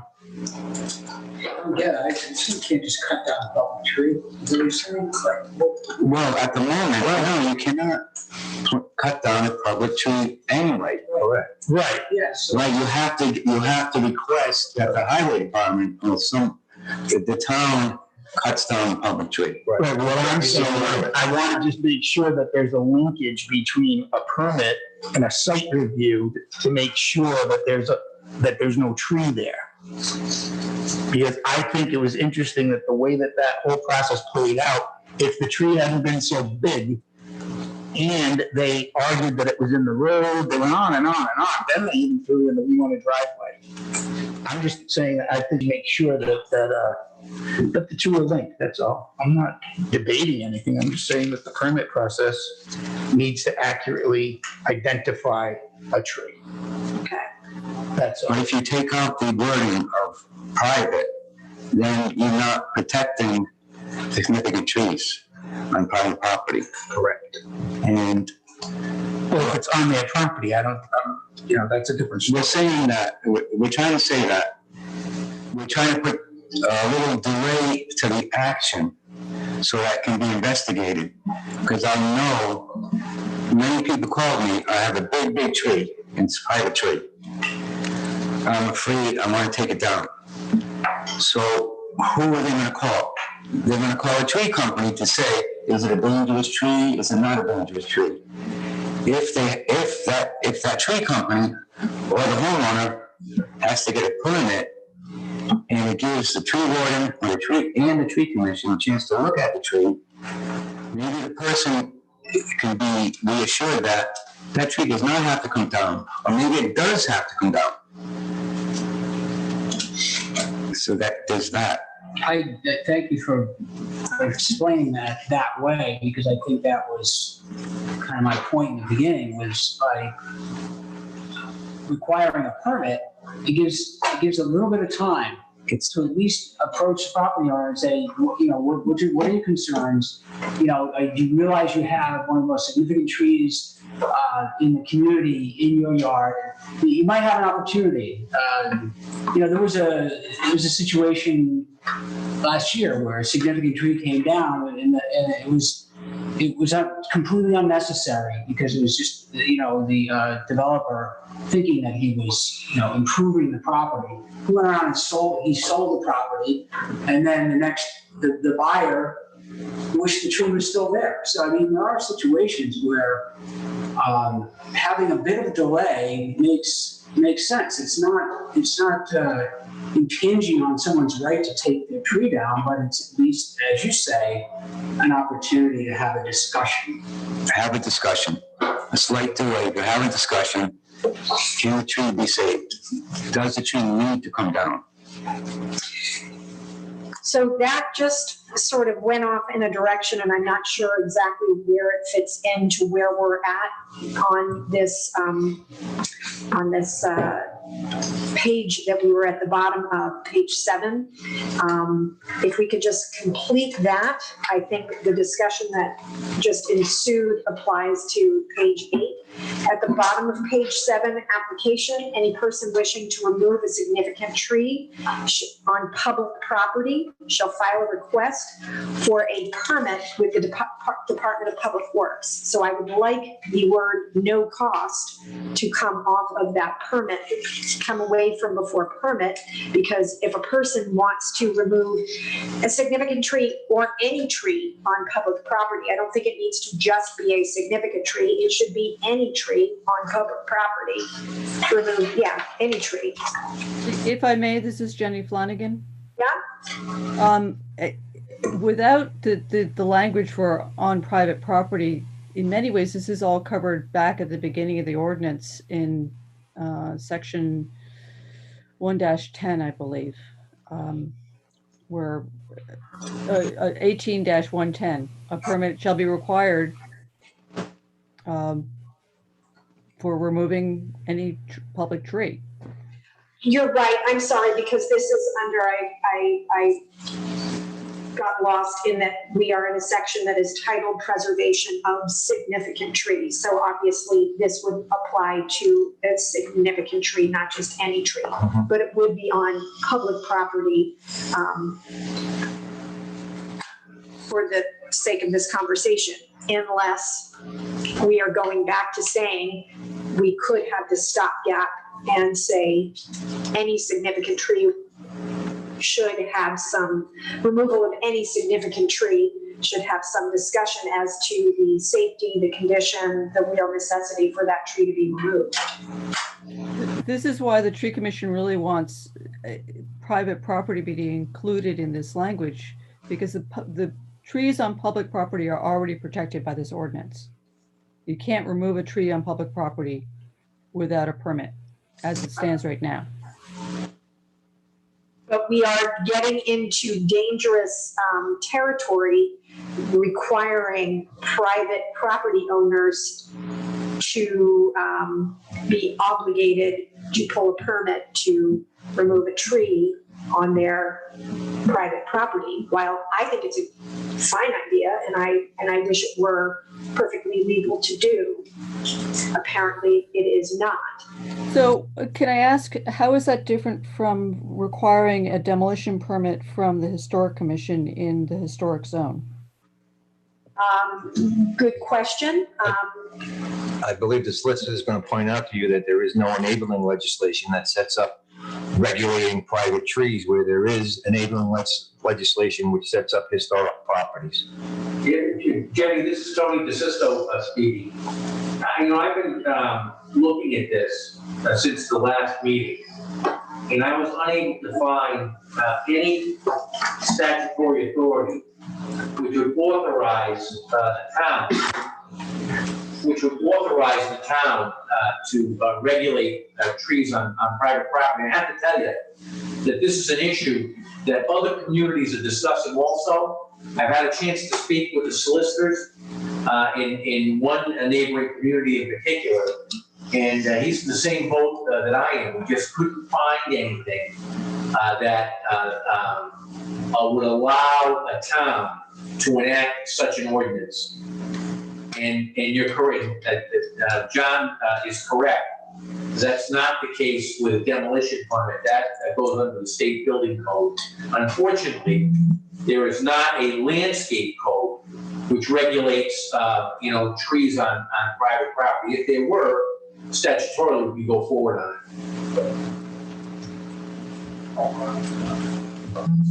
And if I can just add, just based on the research that, minor research that I've done, it looks like the city of Providence is, as Mr. Ferrer alluded to, their significant tree preservation is within the zoning ordinance.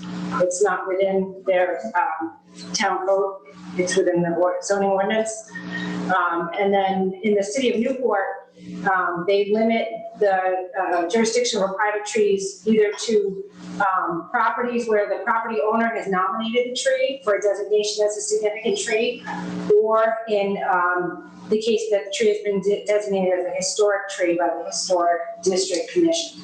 And so that designation would live with the tree despite the fact that property owners sell to somebody else, that new property owner would have to protect that tree or couldn't remove that tree. That's correct, and it's the same theory that you have for historic houses. I kind of like where that's going. But we have a voluntary historic district, so the person would actually have to volunteer to have that tree protected.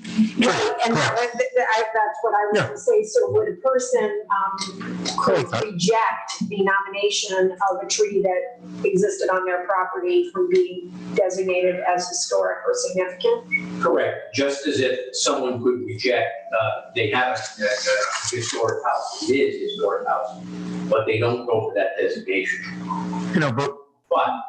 But that's, I'm sorry, but that's what happens in Newport, is kind of an incentive program. Yeah, so maybe we could come up with some type of enticement procedure program to have somebody that has a tree nominated to be identified as significant, and then maybe we could give them some incentive to participate in that program. That's something I could go along with. If the person volunteers to get taken into that situation, I could go along with having that become part of this ordinance. I can't go along with making them involuntarily go along with this ordinance. I mean, and we could furthermore, if we're going to try and reach out to the URI School for Horticulture to see if they can get some internship work, we could actually task them with a little project, to go out into the community and identify significant trees, bring them back, report to our tree warden. Yes, yay or nay, I agree. And then reach out to these folks and say, hey, this is what we're looking to do. This is something that's being done nationwide. Would you like to participate in this program? It's completely voluntary. See how they react.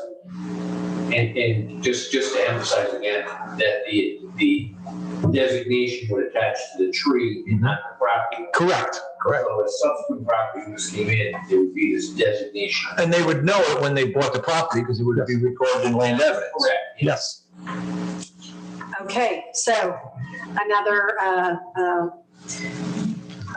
little road to go down for the tree commission to have that discussion. Okay, thank you. All right.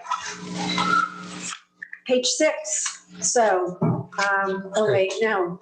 I think we're on 8. Back at 8. Not that I'm keeping track. I don't want to go back. Yeah, no.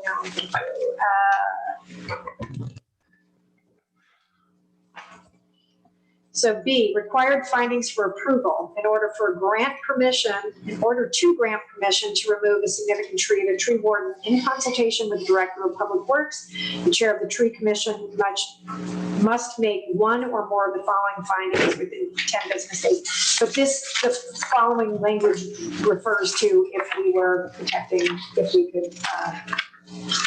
Yeah, I would think actually, because we're taking public out, even if we leave the rest of this, now you want to take number 5 out, because now number 5 could say the only way, the landscape architect could say the only way I can make this driveway work is to do that. So we're not talking private trees. I would take number 5 right out. Yeah. So the removal of the tree is unavoidable because the tree poses a danger to human safety, health, and welfare. 2, the tree is in poor health or diseased with an expected lifespan of less than 2 years, although that is debatable, right? 3, the tree is in danger of falling. And 4, the tree acts as a host for a parasite to another species of tree that is in danger of being infested or exterminated by the parasite. So, Are there any other reasons why a tree should come down? Could I just go back to one thing? Could we also contact Roger Williams University, because they do have horticulture and biology, and they're right in Bristol. I think we could have a successful candidate who would come here and participate in the urban forestry documentation. I wouldn't want to exclude our neighbor to the south.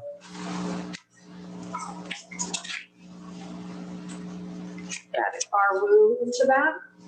The what? I have added Arwu onto the list. Thank you.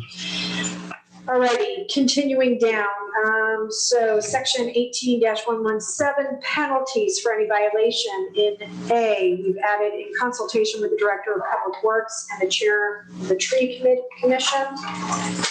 That's in the event of a person abuses or destroys a tree in violation of this section. Violator should be responsible to undertake remedial actions. Then the next, B, if the natural habitat of growth or mechanical stability of the seriously compromised, and then in red, as determined by the tree warden in consultation with the Director of Public Works and the Chair of the Tree Commission. So we're just putting all three of these folks together. And then we've got another reference to the tree administrative guidelines, which did you just refer to a tree administrative guidelines? Do you have them?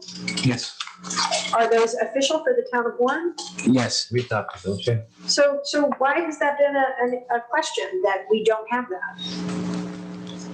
I'd like to see them, so we can get them up on the website and make them Oh, yes. publicly available. I didn't know that you didn't have it. Well, don't they have to be, I apologize for that.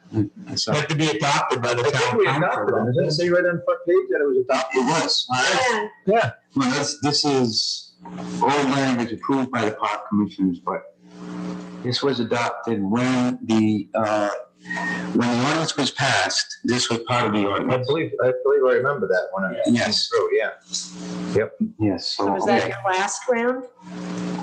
Yeah, this is my first incarnation. Okay, well, we need to, if that needs to be shared to the manager Okay. and incorporated into the online documents. I can hand it to you. If I may ask, this is Jenny Flanagan. Yep. Are the administrative guidelines adopted by the town council or adopted by the tree commission? They were adopted by the town council. It was in connection with the adoption of the ordinance. Yes. I remember that. Did you hear that, Jenny? Yes, I did. So if they need to be amended, they would have to be brought to the council for amendment. That's Yes. correct, yes. So do they in fact need to be reviewed? What was the year that those were? This is date 2012. Okay. So just to Councilman DePasquale's question, this is not currently published as part of the code? Should this be? No, No. Okay. it's adopted in the guidelines, but they're not, you don't get a section in the town code. Okay. But we should post them. Correct, yes. I have one question about A, under the penalties. In the event a person abuses or destroys a tree, that assume removal as well? I mean, Yes. Yes. destroying, Violated. Yeah. destroying would be removal. Yes. I mean, there's semantics, I guess, right? Yes. So, If there's gonna be amendments, I recommend actually including just, so that's not an argument later on. thank you. So in the event a person abuses, Destroys or destroys or removes. So get rid of the first or, put a comma, destroys, comma, or removes a tree. Good. So that, page 8, we are done. In page 9, we have, so page 9, top there, number 3, carry public liability and property damage insurance in an amount as determined by the town manager to cover and save harmless the town and its agents from all suits, claims, or actions of every kind. Should that, should an amount be decided on there? Or how's that decided? No, I actually think it's more flexible and better this way. Okay. If it's determined by the town manager, and I'm more in favor of having the town manager do this rather than the solicitor. Yeah, honestly, I'm a little concerned about this. Yeah. Because I'm not sure. It seems like we should have a standard requirement for liability and property damage for those working on public property. I'm not sure I want to be the one setting case by case. I agree, it should go back to the solicitor. Or it could be manager and or solicitor. Or it could be what the state minimum is for the to get your contractor registration, which is similar. I believe it's $1 million minimum liability. $1 million and $2 million in the aggregate. Correct, I believe so. Yep. Yeah, I mean, put that right in the language. Put it in the language, and later on, times change, you need more, you can go over that. I'd be much more comfortable with that than making a case by case judgment. Good idea. I really thought it would be better. And they probably have to have those minimums anyway to be licensed by the state. Yeah. All right, so you will add clarifying language there too. Thank you for that, Mr. DeSisto. Okay, and then Your roots are deep in this. there's just some little grammatical changes on the next paragraph and adds Director of Public Works. Yeah. So I think, are we good with the amendments? So next month, we will have the second reading. There will be public comment allowed. Yes. Do we need to make a motion to move this on to the second reading? I'll make a motion. First reading. I mean, The first the reading. first reading? Yeah. Yes. This was the public. Okay. So we need to set the public hearing for it, correct? No, this is an ordinance. We don't need a public Yeah. hearing. Correct. So we need a first reading. So motion to do that. I'll make a motion that we move Article 5, the true ordinance, to the first reading for our November agenda. I'll second. All in favor? Aye. Aye. Any opposed? It's moving. OB2, Article B, Section 32-30, Special Use Standards for Medical Marijuana. So I think we left this the last time that we wanted to have some language. Thank you, Chuck. Thank you. Thanks, Thank you, Chuck. Chuck. And thank you, Jenny. She's already gone, but thank you. But we wanted to have, we kind of bounced it back to planning for their comments on how this would look. I don't think there was any interest in moving forward with this. And they've given us their language. I don't know what I mean, we can have discussion about this, but I don't know what the appropriate thing to do is if we just want to hang on to this, if we ever decide to move forward with it. I have a couple of questions on it. Yeah, Mr. President, my biggest concern is I thought we were going to make this a use variance because a special use permit is much easier to get. And I kind of would like to have this, if we make it, find one zone. Actually, no, prohibited in all zones. Would we have a problem defending that zoning wise? Not for compassion centers. But, your ordinance contains language to the effect that if a use is not, then it's prohibited. Mentioned, it's prohibited. Right. But I would say I don't mind holding on to this, but I don't want to make any changes to that at this point. Yeah. We have to accept it?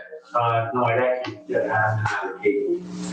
Motion should be the table. A motion, we table the special use standards for medical marijuana.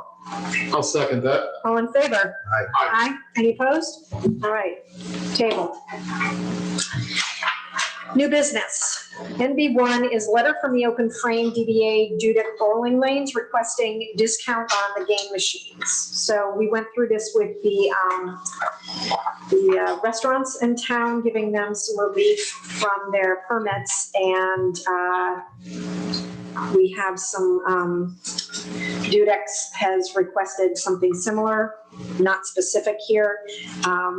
They really do carry the greatest burden of licensing fees of any of the others.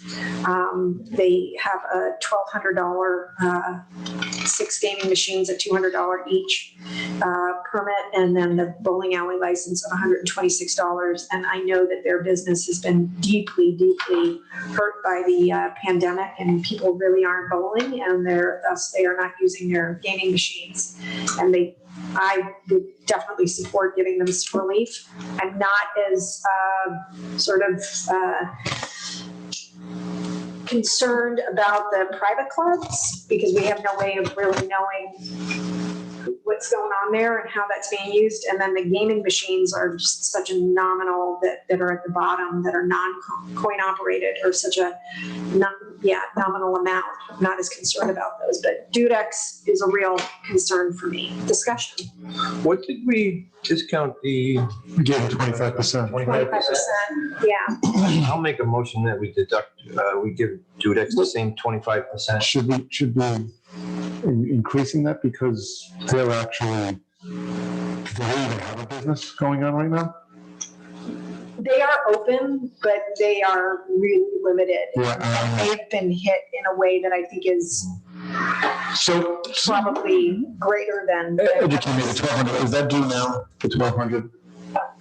Yes. Is it now? November, right? So just like when I was on the phone with you, that they kind of like the felons, the liquor licenses do come out November 1st. Okay. So I'm just going to keep talking now. If we waive it completely, what does that do? If you wait. No, if we waived the 1,200. 1,200? Yep. And so totally. Yep. I mean, he's not making it. He was one of the ones that was closed majority. From probably March 15th. Yeah. So he's been probably not operating 7 months, right? So, is he open now? He's open now, right? I'm not sure. I think he is, but I think it's very limited because they have to clean everything. I didn't really talk to Scott, but he did call. He sent someone else in, but I was told to hold on to paying for that until it was brought up to you. Yeah. Okay. I'm going higher if you want. Yeah, I am. I'll start at the top and say waive the completely and want to work down, and that's fine. I'm open to. I'm just trying to come up with a number that's, reasonable and it's actually going to make a difference. That's 25%, $300. No, yeah. I don't think we should ignore the other two as well. If we're gonna do anything, it should be for everyone who pays that $200 that was impacted. It may not be the whole amount because the bowling alley may be out longer, but I believe the social clubs were unable to operate for a long period of time as well because they weren't restaurants. Is that correct, Chief? Yeah. So I think a $200 cost is a $200 cost. Yeah, I agree. So what about if we did 50%? Sure, whatever, if we waive it, we'll waive it. If they were unable to do the business on it, they shouldn't have to pay the tax on it. So, Kate, the only thing that I follow up the question, because I'm fine with if we waived it all, what does that do to like our expenditures with phone and, the revenue that we have coming in that we need to do $100 out of 26 million. This is a minor. Okay. Budget. Actually, it'd be more like 1,600 if we do the other two too, so. And it Yeah. looks like, going back and just looking at Dudek's Facebook page, they were closed completely until July 6th. Okay. And I guess since then they've been very limited, but they opened since July, so closed completely between March and July 6th. Yeah, I have no objection to holding them completely. I'll amend my motion.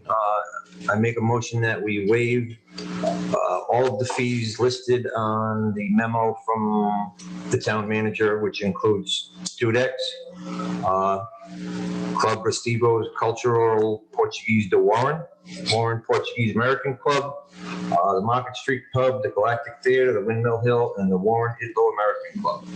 I'll second that. Can I ask you a favor? That's like culinary license, Yeah, that too. that also? Yep. Everything listed on that page. All right, we have a motion and a second to forgive all of the fees listed on the memo dated October 7th from Manager Michaud. All in favor? Aye. Aye. Any opposed?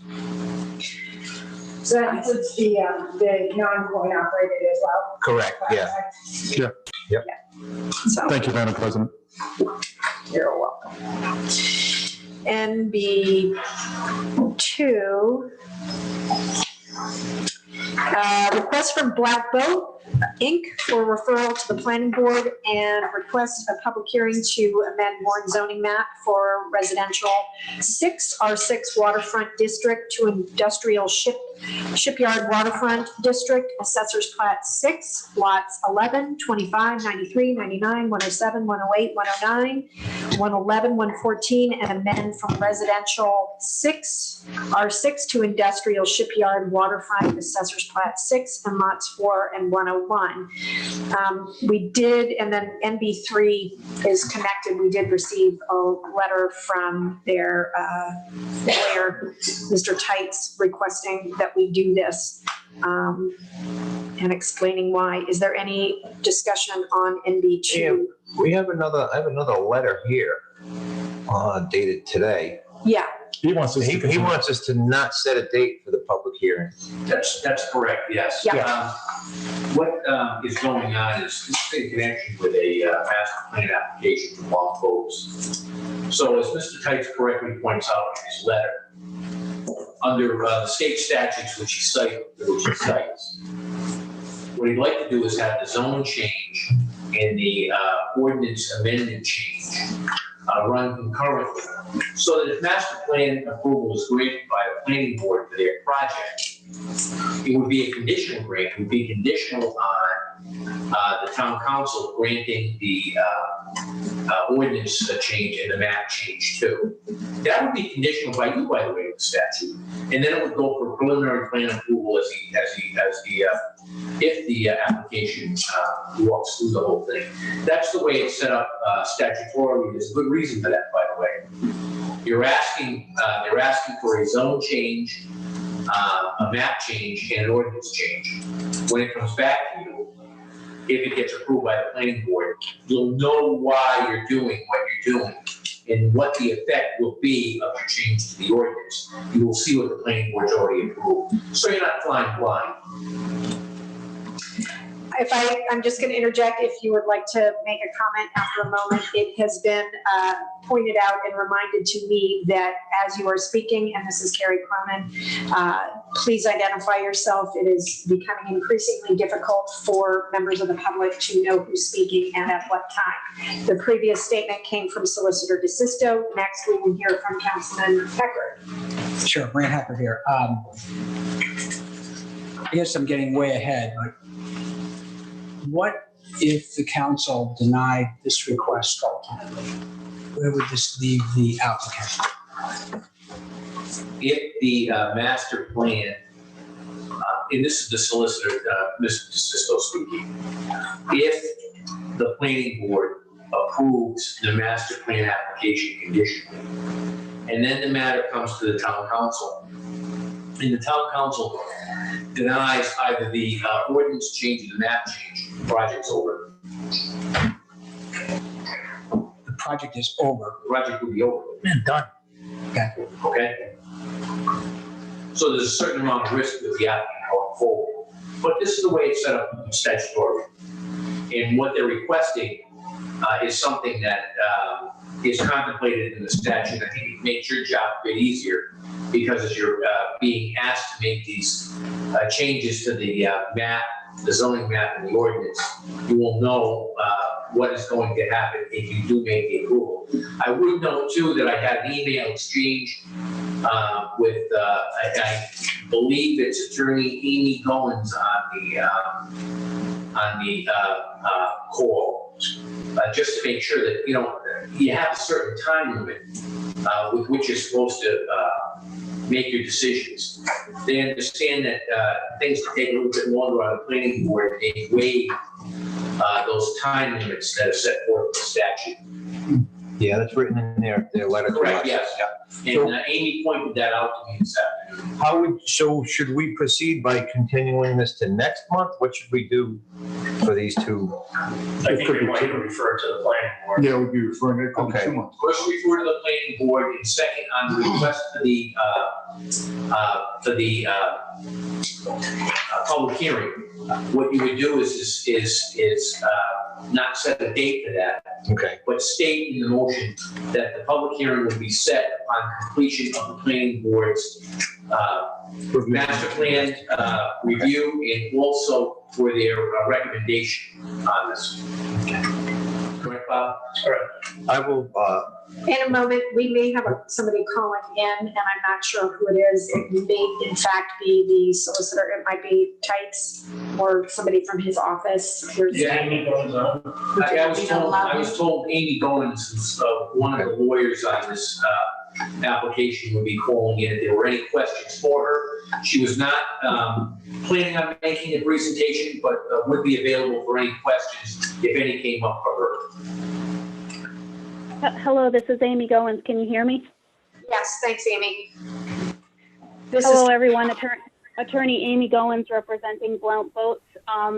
Solicitor DeSisto articulated our position correctly, so thank you for your assistance with this.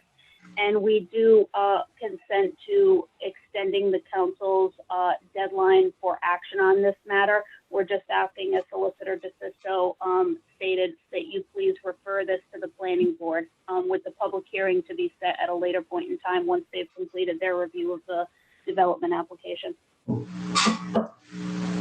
Okay, I'm comfortable with that. Would somebody like to make the motion I for make a that? motion that we request a referral from the planning board regarding the map amendment for Blount Boats Inc., and that we schedule a public hearing to be held after the planning commission, the planning board, is it master plan, Tony? Yeah. As the planning board completes master plan.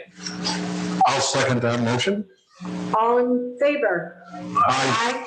Any opposed? I have it. I would also make a motion that planning board for the district and zoning map amendment for Blount Boats Inc., and we set the public hearing for that as well to be determined after master plan. Second. All in favor?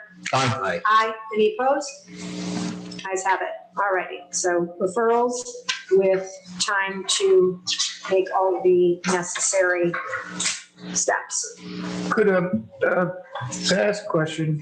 Councilman Di Pasquale has a question? Mr. DeSisto, could we approve something to the current landowner and make it non-transferable if they were to sell it? Kind of like what we did on Metacon with Waterella. We allowed the building to be developed in the current request, and then if they sell it, I remember we have some sunset clause in there where other things can't go there, because we wanted to look at the development in regards to our management plan that we had out there. Remember that, Mr. Ishii? I was not here for that. You weren't here. No, so what we did, you remember that, Steve? Yeah, sure. You know, what we did though is we allowed them to. Councilman Kalenda speaking. Sorry about that, Madam President. Our zoning change, because we extended the corridor beyond job lot. We needed to give them an ordinance change to do that development. So exactly what the language is verbatim in the ordinance, I'm just not recalling, but that ordinance change allowed them to do what they're doing. So Joe, am I trying to follow your thinking that doing something similar for this project? Well, I don't have, any plans in front of us. I mean, physical plan, I shouldn't say that. Looking at the material that's here in front of us, without their presentation, it's difficult for me to think about where I'm going. I was just thinking of a possibility because Blount has a major investment there. Thinking down the road, if they were to decide to not be there, would the neighborhood and the change that we're allowing them, if allowed, would that be permanent or would that not? Or do we have the ability to sunset that? In other words, if they were to sell the property, does this change have to be included, or is that a possible allowance in approving this, where it can be done for them now, and then if they sell the property, we could actually restrict the use after the fact? Or would this always be a boatyard if we make that change? Do we have that ability to restrict future use if we were to allow this change for the current use, from the current use? No. Okay. That's something you have to take into, it's something you have to take into consideration. With this type of a map change and an ordinance change, what they're proposing here is to change the use table as well as the map to this. Water roll was slightly different because even though there was a ordinance change there, it wasn't the map change because of the extension of what was going on. So the two proposals are not the same. And the restrictions that you placed on water roll are akin to the language change that is being proposed here, because it's a very specific language change. And so not so much the map, but the language change will allow for the use that they have. And I think that it's not for you to be taking a look at now because you're really sending it out. But when it comes back here, I think that is what you're gonna have to take a look at. The language itself is limiting. Now, it's been a boatyard for a long time, so there's certain grandfather rights. So that's something that you're gonna have to take a look at when you see what the ordinance changes, the language changes for. Again, it's not appropriate for discussion at this point, but you will see when the language comes in, that will be an issue that you have to decide when, if it comes back. And by the way, if the planning board says no, then it's not gonna come back. Yeah. And Madam President, if I may, just to solicitor, and that we can't charge the planning board or make any suggestions. They do this on their own free will. They're doing this on their own, outside of our guidance. That's correct. Basically, what they're doing is they're advising you. Correct. As to whether or not what's being proposed here complies with the comprehensive plan. Yep. Okay. And that's something that they need to do. They're essentially going to be giving you advice on this, as well as determining whether or not master plan approval should be had for the proposal that they're taking a look at right now. By the way, it's going to have to go to the zoning board after the town council, so there's a lot of layers that are going on. Okay. Very good. All righty. Thank you. All righty. We will move on now to town manager. And number one is discussion and action regarding social media policy. So here's what I have to say. Thank you to Manager Michaud for compiling all of this information. It's a lot. It's a lot to think about. It's a lot to look at. What I'm going to suggest would be similar to what we did with the flag policy, where the manager gave us some information to look at, digest, think about, make notes on, and then we brought it back for further discussion the following month, at which time we made our decision. I think that this is a lot to go page by page on right now. So I would suggest putting this, suggesting that each of the council members read through this, make notes, comments, keep, delete, add, subtract, whatever. Also send it to the solicitor for their legal opinion, and possibly to the interlocal trust for their opinion, because we don't want to be spending all kinds of time on this document only to find out we've set some standards or criteria that are simply not legal, or that might, expose us to some sort of legal issue. So I know you guys really wanted to just dig into this and drill down on it, but maybe tonight is not the night. I'm fine with your suggestion, Madam President. I think that's actually a really proper course of action, but I do also want to compliment, our town manager. Well done, Kate. Well done putting this all together. So, yeah, I'm fine with that. So we can have a homework assignment. Yeah. So do we need this in the form of a motion? Yeah, I'll make that motion, Madam President.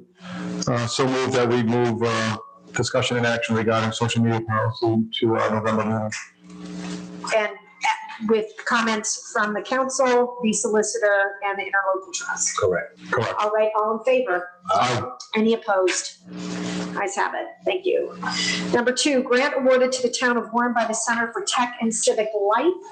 The town received a $20,000 grant that was applied for. Did Fung and Julie work on this? Actually, it was Fung and Ms. Barney right over here. And Mrs. Farley? Sandy did do a lot of work on this and enumerating the costs that we're expecting and all the areas where we need supplemental funding to deal with the COVID situation, things like PPE, extra staff, cleaning. So Sandy was the one who pulled all that information together, and then she worked with Trump to get the application submitted. The application was turned around very quickly, and without these supplementary funds, we would be in a very tight spot, especially seeing that the legislature has deferred action on bond items. So we are facing potentially another election possibly in December. And then obviously we need to keep funds on reserve in case there is a referendum in the spring related to the budget. All right. Great job. Good job. Nice job, Tim. Thank you. If you're listening, good job. I have a question. Councilman Hecker speaking? Councilman Hecker, thank you. So this would cover expenses like early in-person voting. Correct. This will help to make sure that we have enough staff in the building throughout that entire early period, which begins tomorrow, to make sure that we have staff available to line people up, to make sure that social distancing is being followed. And then additionally, we only have one station for the early in-person voting. So in between, everything needs to be wiped down and cleaned, and folks need to be directed so that they're going in the indoor and out the outdoor. So it's going to be, there's a lot of work that's going to go into it. So we are well staffed and well prepared for that. Great. I'm glad to hear that. I wanted to put some clarification on that because I've had many of my constituents come to me and ask me about early in-person voting. And I assured them that there would not be a problem with it. And it's a safer option for them, many people, rather than voting on November 3rd. So it is certainly an option that's available to our residents. One question is that we do anticipate that we will get a rush on that first day. We've received many phone calls. Again, it is going to be a rather slow process because of the need to clean between each user. So we ask people to please be patient, but we will make it safe and we will be prepared to welcome people into the building. We will be doing the early in-person voting during Monday through Friday, 8:30 to 4:30, and that is going to be held right up here in the town council chambers. Great, thank you. Thank you. Thanks again. All righty. Good job. Number 3, discussion and action regarding Department of Motor Vehicle lease at Government Center. So we have had a DMV center here or office at the Government Center for how many years? 23 years. All of that. Yeah, and it has really had some dramatic impacts on safety and privacy and wear and tear on that building. That's what happens. Our lease or the opportunity to renew the lease expired at the beginning of October, was it? Yes, and this is the Solicitor DeSisto speaking. The current lease is the third amended lease, and that expires on November 30th, 2020. There is a provision that the state, DMV, can renew, has an option to renew. But in order to exercise that, it has to give the town written notice at least 60 days prior to the end of year 3. So that date has passed. So they haven't asked to renew? That's correct, yes. Why don't we have them rent a over at a job lot parking lot. Excuse me, this is Councilman Di Pasquale speaking, and we are not in the business of relocating the DMV. Of course we are. Many constituents depend on it, and when they wanted to pull out in the past, Rep. Mallett and Senator Feli had to work very hard to keep them here. I think that their expiration is fine on their end, but I think we should offer them the same properties that are vacant and that we're trying to do something with. Thank you, okay. They have been, that has been attempted with them. They've not been amenable to relocating. They are interested in little to no rent. And at this time, they are in arrears with their rent to us for the past, how many months? The last payment we received, sorry, this is Kate Micho, is October 2019 is the last time they paid. As of July, they owed us $11,289.84. Unfortunately, I neglected to get an updated balance. Okay. Madam President, may I just ask a quick question? Councilman Kalenda, you may? Thank you. Tony, I thought they were by statute had to have a presence in the town of Warren. I thought by statute that they have their locations by statute where they're identified throughout the state, and I thought Warren was one of them. Mr. DeSisto speaking. No, and what they're doing is their ultimate plan is to consolidate it out, so they have 3 locations around the state, so that the East Bay would be serviced by the Middletown location, or the Cranston location would be the choice of wherever it is. So I think Mr. Di Pasquale is correct. It was the legislators in the past you've been trying to pull out before, but legislators have really kept them in. So can I make a recommendation here? You may. Because of the impact it's had on public safety, not only for the police department, but also the fire department too. What I would recommend that you do tonight is to send a notice to DMV that the lease will be terminated because the option renewal wasn't exercised. That's in the first instance. We also, in that letter, give them an updated amount that they owe, that they should pay. Can we bring them into our housing club? Sure. That what they paid for, and the issue of whether or not there should be a DMV presence in Warren, and that is an important issue, but that's really something that has to be done by your legislative delegation. Traditionally, that's what's happened in the past, and I think that that's an issue that should be brought to their attention as to whether or not they think some other location in this area for the service of constituents would be fine, but that's something they really have to do. That's not something that you all can do and haven't done in the past. Okay.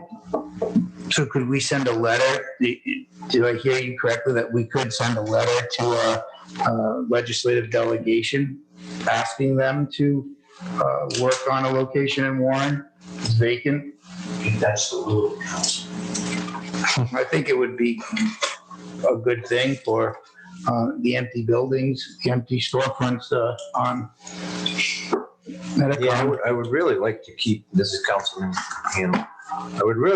I find the registry very convenient to have here. Obviously, I don't work in the building like fire and police do. The few times I have gone in there, you're right, it is crazy. There's people sitting on the stairs. But yeah, I would definitely want our local legislators to do whatever they could to keep the presence in the town of Warren. However, possibly at a different location that can serve the needs more adequately than our government center can. The motion should be for the 2 letters, one to DMV, one to your legislative delegation. Okay, I'll make a motion. We write 2 letters. One to the DMV telling them that the lease will not be renewed. They missed their renewal date, and informing them of what their current balance is owed to the town of Warren. And the second letter would be to the local legislators, requesting that they do what they can in their capacities to try to maintain a local branch in Warren, however, at a different location. I'll second that motion. May I? For you, Meg? And Kate Nisha speaking. I did discuss this with Mr. Alex. I figured bring this to the legislative path of this issue. He did point out that there is a state law that is on the books requiring a DMV branch in Warren. It predates his term, so I'm not sure exactly where. So the reason why I mentioned that is I got on the phone with, I'm sorry. Manager Michelle, finish, please. Oh, actually, that was about it. I just wanted to make sure that you knew that there is legislation on the books that there is to be a branch in Warren. It doesn't specify where in Warren that branch needs to be. I got that from Bud when I was chatting with him about our parking situation. And he was the one that mentioned by statute to have a presence in Warren. So if that's the case, then we could probably use this to our advantage. I would like to amend my motion on the letter to the state legislators. Please ask them to enforce the ordinance, the state law that is in place requiring that a branch be located in Warren. Okay, I'm not getting to it because I find that. You got it. That's 4 for 4. Okay. One other point of order on that, we'll put that in. Are you going to object, is anybody going to object if in a letter to the DMV, we use the phrase terminate the lease with extreme prejudice? No objections. Okay. No, however it's crafted, I'm fine with that. Yeah. Okay, so we have a motion and a second. All in favor? Aye. Any opposed? Motion passes. We're going on to solicitor. Request a motion for executive session, closed session pursuant to 42-46-5, subsection A2, collective bargaining or litigation. This is for the police, IBPO, local 470, collective bargaining. Make a motion, we convene to executive session for collective bargaining agreement with the IPO local 470. Second. Roll call. Councilman Kalenda. Aye. Councilman Hanley. Aye. Myself, Council President Cronin. Aye. Councilman Hecker. Aye. And Councilman Di Pasquale. Aye. Okay. Finance Director. Revenues and expenditures. Anybody have any questions for the Finance Director about revenues and expenditures? I do not. May I say just one thing? You may. Kate Nisha again, Town Manager. I just wanted to let the council know that I am working on, we're going into year 5-year capital plan. So what I'm working on is putting together a budget to actual on your 5-year capital plan versus the actual spending on capital, and including in there the grant amounts that you receive to supplement that spending, just as a preparation for I know budget season isn't here yet, but it's coming and it's going to be especially messy this year. So I want to make sure to prep you with as much information as possible. So hopefully within the next couple of weeks, I'll be able to turn that around and get that document to you for review. Thank you very much for your co-action on that situation. Planning and community development. Discussion and action authorizing the town manager to execute a grant agreement associated with the Take It Outside initiative with the Rhode Island Commerce Corporation in the amount of $75,000. Now, for anybody who doesn't know, this was a grant that was put out by Commerce Rhode Island. It was shared to the municipalities on, was it a Wednesday night? Wednesday afternoon, and with a deadline for submission on a Tuesday morning. And our planner, Bob Ruley, hunkered down and wrote up a grant, and that $75,000 matches what towns twice, 3 times, 4 times our size received. It is a testimony to his hard work and dedication, and thank you so much. This money will be well spent. Good job. I will make a Very well done, Bob. Thank you. Make a motion, we authorize the town manager to execute the grant agreement with Take It Outside. I'll second that motion. All in favor? Aye. Aye. Any opposed? I have a question. This is Councilman Di Pasquale has a question. Mr. Rulli, with the outdoor Wi-Fi, is that going to be a permanent installation? We had the initial grant application was for $103,000.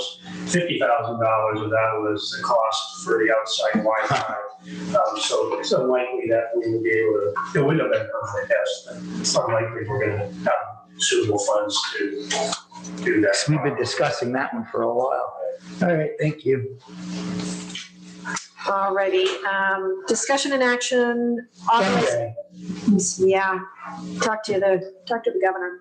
Discussion and action authorizing the town manager and police chief to close, if necessary, including but not limited to State Street, Church Street, Miller Street, and Railroad Avenue for the Warren Walkabout, 6 Sundays, 6 feet apart starting on October 25th and the following 5 Sundays, 11/1, 11/8, 11/15, 22nd, 27th, 28th, and 29th. That last weekend of after Thanksgiving will be the entire weekend. So the plan this year is that the Warren Walkabout, rather than being a one-day concentrated event, will be a 6 Sundays long, 6 feet apart event that would encourage people to come to the town and enjoy all that we have to offer from food and art and music and shopping and the beautiful nature outside. So this is in partnership with the Take It Outside initiative, and there may be need to close down some streets to accommodate additional activities outdoors, and therefore the closing of potentially the closing of the streets if we have enough activities planned. Madam President, properly planned, if I could just expound a little bit on how we're spending the $75,000. A portion of that money is going to restaurants and businesses that want to operate and extend their season outside. So we made arrangements through Taylor Rental for the rental of heaters, outdoor heaters, tents, and we purchased 10 portable heaters this morning that are being delivered tomorrow. 2 of those are going out already tomorrow. And another portion of those funds are going to support the walkabout in terms of promotional material, advertising. If merchants or businesses want pop-up tents or heaters, or some of those funds will be available. There's funds in there for police details if we do have to close the street or we have larger functions. So just want everyone to, so we've already, as I said, we've got several businesses that have tents already, several more that are in the process of getting tents, businesses that have taken the heaters that we have available, and now that we've got more coming in. And I will say that for the first time through the state, I was able to get the heaters in a matter of hours yesterday on a holiday. I don't know how you did it. And getting them delivered tomorrow. Excellent job. Cool. I have a couple questions. Councilman DePasquale has some questions. What would the hours of the street closures be? I think that we're looking at 12 to 4 are the hours of the walkabout. And again, not sure that we're necessarily going to close those. The planning process is ongoing. It's really been an effort between the Discover Warren, the Arts and Cultural Commission, and the town in terms of how this is all being planned out. And I would just add that that last weekend is the weekend after Thanksgiving, which kind of leads into what will be a modified holiday season as well. So some of the funds we're going to use for the Take It Out will go to the library so they can do their the kits for the gingerbread houses. They'll just be giving those out because people drive by. So, we want to be able to set up the holiday season from the walkabout right into the winter season and keep people outside as long as we can. Right. I appreciate the idea. If we did close those streets, it's a very dense area of town, and you have State Street, which heads east, Church, which heads west, Miller Street is both ways. Are you? Not all of them at the same time. All right, so it's just giving us the flexibility if we decide that, say there's going to be something. So this isn't a request to close these off every weekend. That's correct.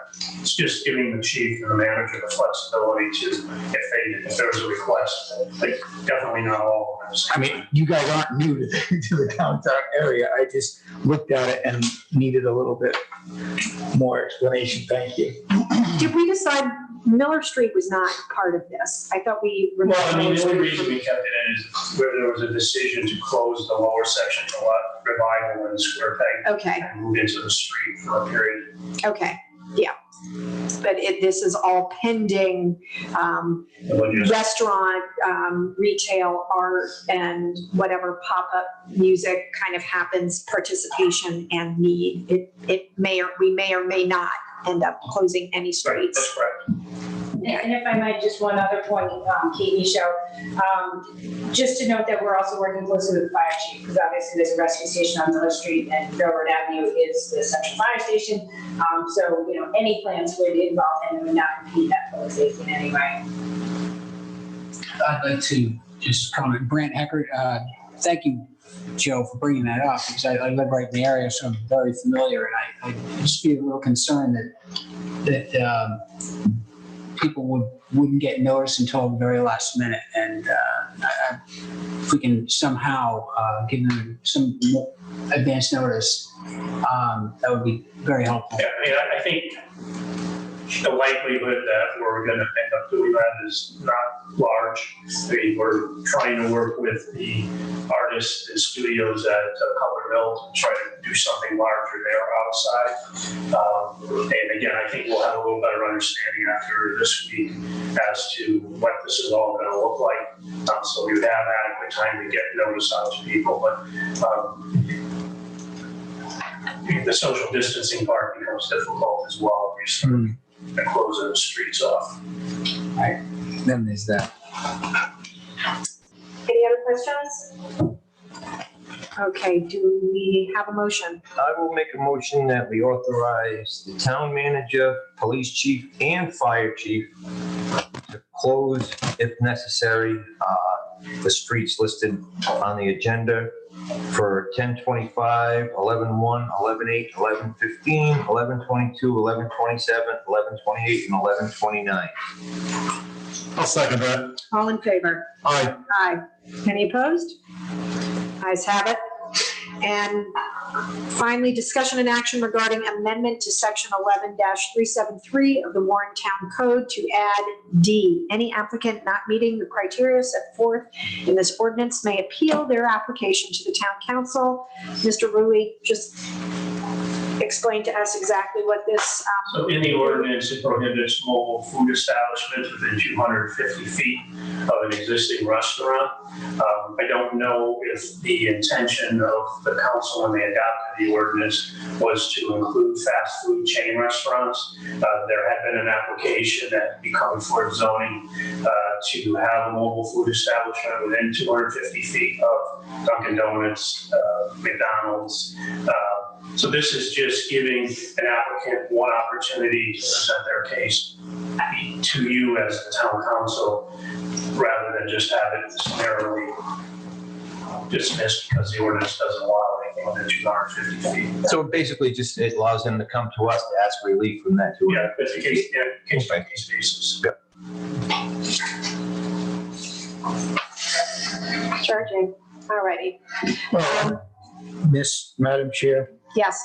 if you want my remembrance, it was specifically because of the fact that the brick and mortar are paying taxes and all of the in-house cost and maintenance and all of that there.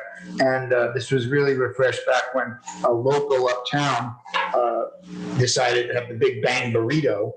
And he was site specific and couldn't move. So the peddler license was kind of changed a little because that's supposed to be moving around. Mr. DeSisto, do you remember this? I do, yeah. In order to be moving, that was the peddler license, and then the stationary if you request for one spot.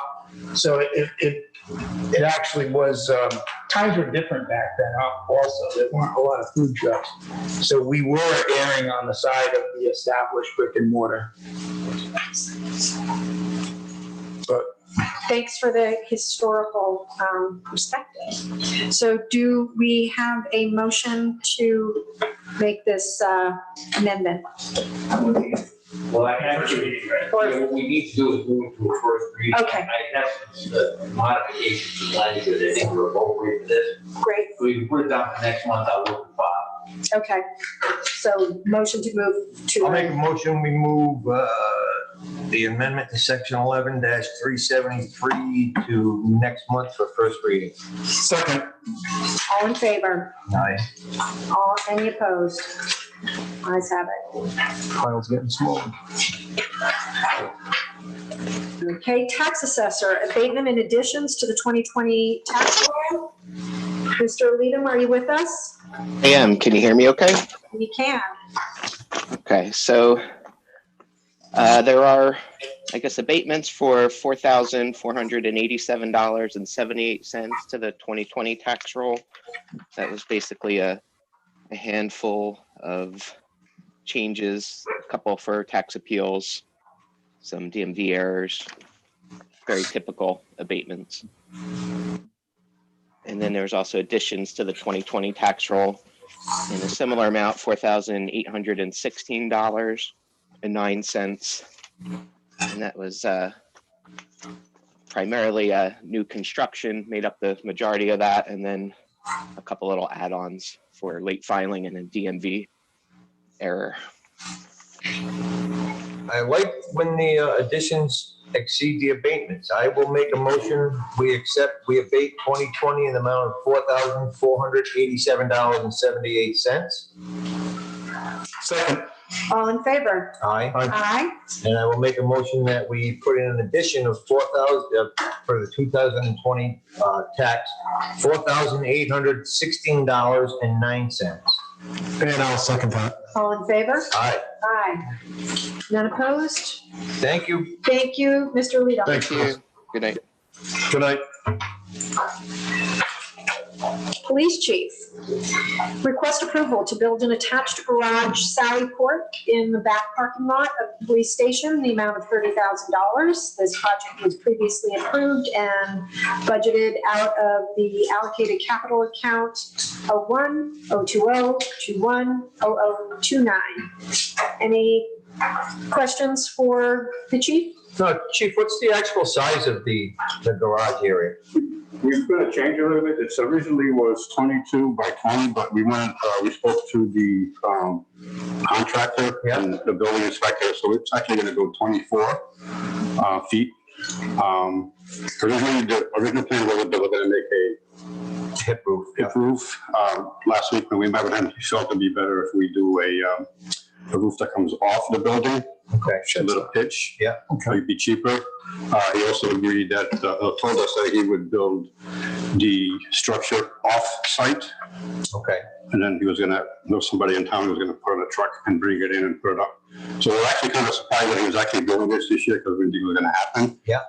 So we reached out to him and he came down and tweaked the building a little bit. So good. Now I see his cost is $24,900. We're allowed 30. Yes. So actually we're under budget. We like these things. It's amazing because I know. Oh, we get that. That could change. You remember that when we put this out to bid. Was it 150, Yeah, we had bids that 130? were as high as 160. I will make a motion that we approve the bid to for the Sallyport garage to the police station in the amount not to exceed $30,000. I'll second that. Discussion? Yep. This is Councilman DePasquale. Chief, I'm in full favor. Couple of questions. This isn't just a garage, correct? This is a Sally Port, meaning the cruiser or port. This has a much more substantial reason because I've been here forever, as you know. And one of the biggest concerns always was bringing in the prisoners in the yard and then having to, so can you explain what it is we're actually buying here? Yeah, so it is going to be a silent port, and so it'll have a 15-foot garage door. It also has a door to the side, so if you don't want to use the garage door, you'll use that door, which will lead into the current Sally Port that we have now. So, but yes, it is. One of the reasons we went for this is it's going to help us house the 2 motorcycles that we have. Because right now we have a pod and paying $180 a month for the pod. So this is why we propose this. So it's going to house the 2 motorcycles in there, and the cruiser would be able to pull in, take the prisoners out, Yes. The door closes. The door closes. Then, Just a regular Sally Port. this was a security concern for years. Yes, with the remaining money, what we would like to do is for the accreditation, we also have lockers for the officers who are AR-15 certified. So we plan to put the lockers against the wall and put a wall in front of it with a door. So it'll be secured inside the old Sally Port, which the accreditation committee proposed. Did they make that recommendation or did they make it contingent on the Delaware accreditation? No, they just recommended that. Yeah, because we do things in there, so the public does go over there, and that the public should see where our lockers are, even though they're locked. And Madam President, if I may, just one more. Thank you. And I'm sure when you guys get up and running with your Sally Port, you're gonna have your weapons storage, your clearing houses, all of the proper protocols, taking prisoners in and out of the building with the Sally Port. Yes. Yeah. Is that included in the 30,000? You're gonna have enough money to buy the lockers you need to secure the firearms and you're bringing a prisoner in? It'll be close. Because ask now, I mean, now's the time. I don't have a number for it, but I gave them up to the 30,000 Yeah, and the cost was on 24. So. 24. Budget time is the time. Now is the approval of the request. I mean, yes, we would like to get, we do have lockers, but our main focus right now is to get a wall in front of those lockers with a door. So you'll have the security there. The chief knows, and we're all speaking from past experience, that the Sally Port doesn't function 100% unless you have that weapon storage. Right. And we went through this in our building where it wasn't outside at first, it was inside. And then, we brought it outside. We know it went together. Right. I mean, we do have lockers, and not every officer who is AR-15 certified has a locker because we just went through it a couple of months ago with our qualification. So we have an additional officers. So those are the lockers I'd be looking for to supplement. For the patrol rifles. Yeah. Patrol rifles. Patrol rifles. Yeah. All righty. Okay, thank you. We have a motion and a second to spend the full $30,000, which is $5,100 over the approved budgeted amount that the bid came in at for the Sally Port and whatever additional lockers and storage units needed. All in favor? Aye. Any opposed? Ayes have it. Next, discussion and action authorization for town council president to sign a contract with Power DMS for police department training and policies administration. Chief Borges. Yes, so we currently have a program called PMAM, which is for our accreditation, which we maintain our policies and our proofs.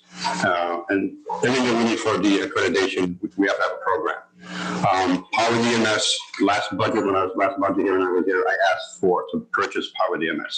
It was a little expensive for 1 year, but because of everything that's going on, they've actually reached out to me, and they've kind of, as you look at in front of you, they've lowered the price a little bit. So it's a 3-year contract for almost the same price as it was for 1 year.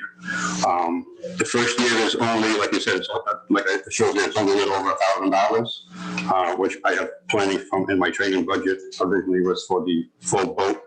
I'd say that for the training. So Power DMS is a better program. It's the Cadillac of the program, so it's going to make our policies, and we can use it to send out notices for the training. It's definitely a better program than probably PMAM. Good. And it's a 3-year contract, so I don't have to keep coming back here every year for. So it's actually a very good deal for the price that's in front of you. I will make a motion to authorize the town manager to sign a contract with Power DMS. Council President. Yep. To sign, that's as written on the agenda. Sorry, but I would sign the council president to sign the contract with Power DMS for the public department training and policies administration. And I'll second that. All in favor? Aye. Aye. Any opposed? Ayes have it. Thank you very much. So we will go into executive session now. I believe the Zoom meeting will share a screen that shows that we are in executive session, and we will then come back out and pass the police budget.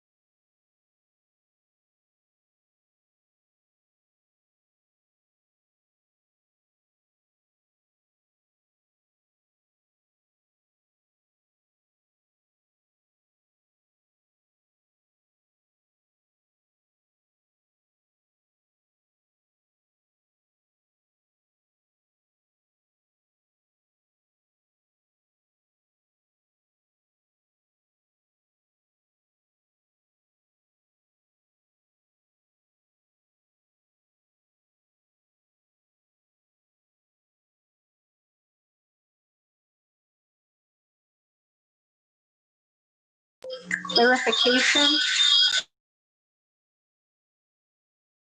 Language. I'm not sure. I have to make sure that he couldn't hear.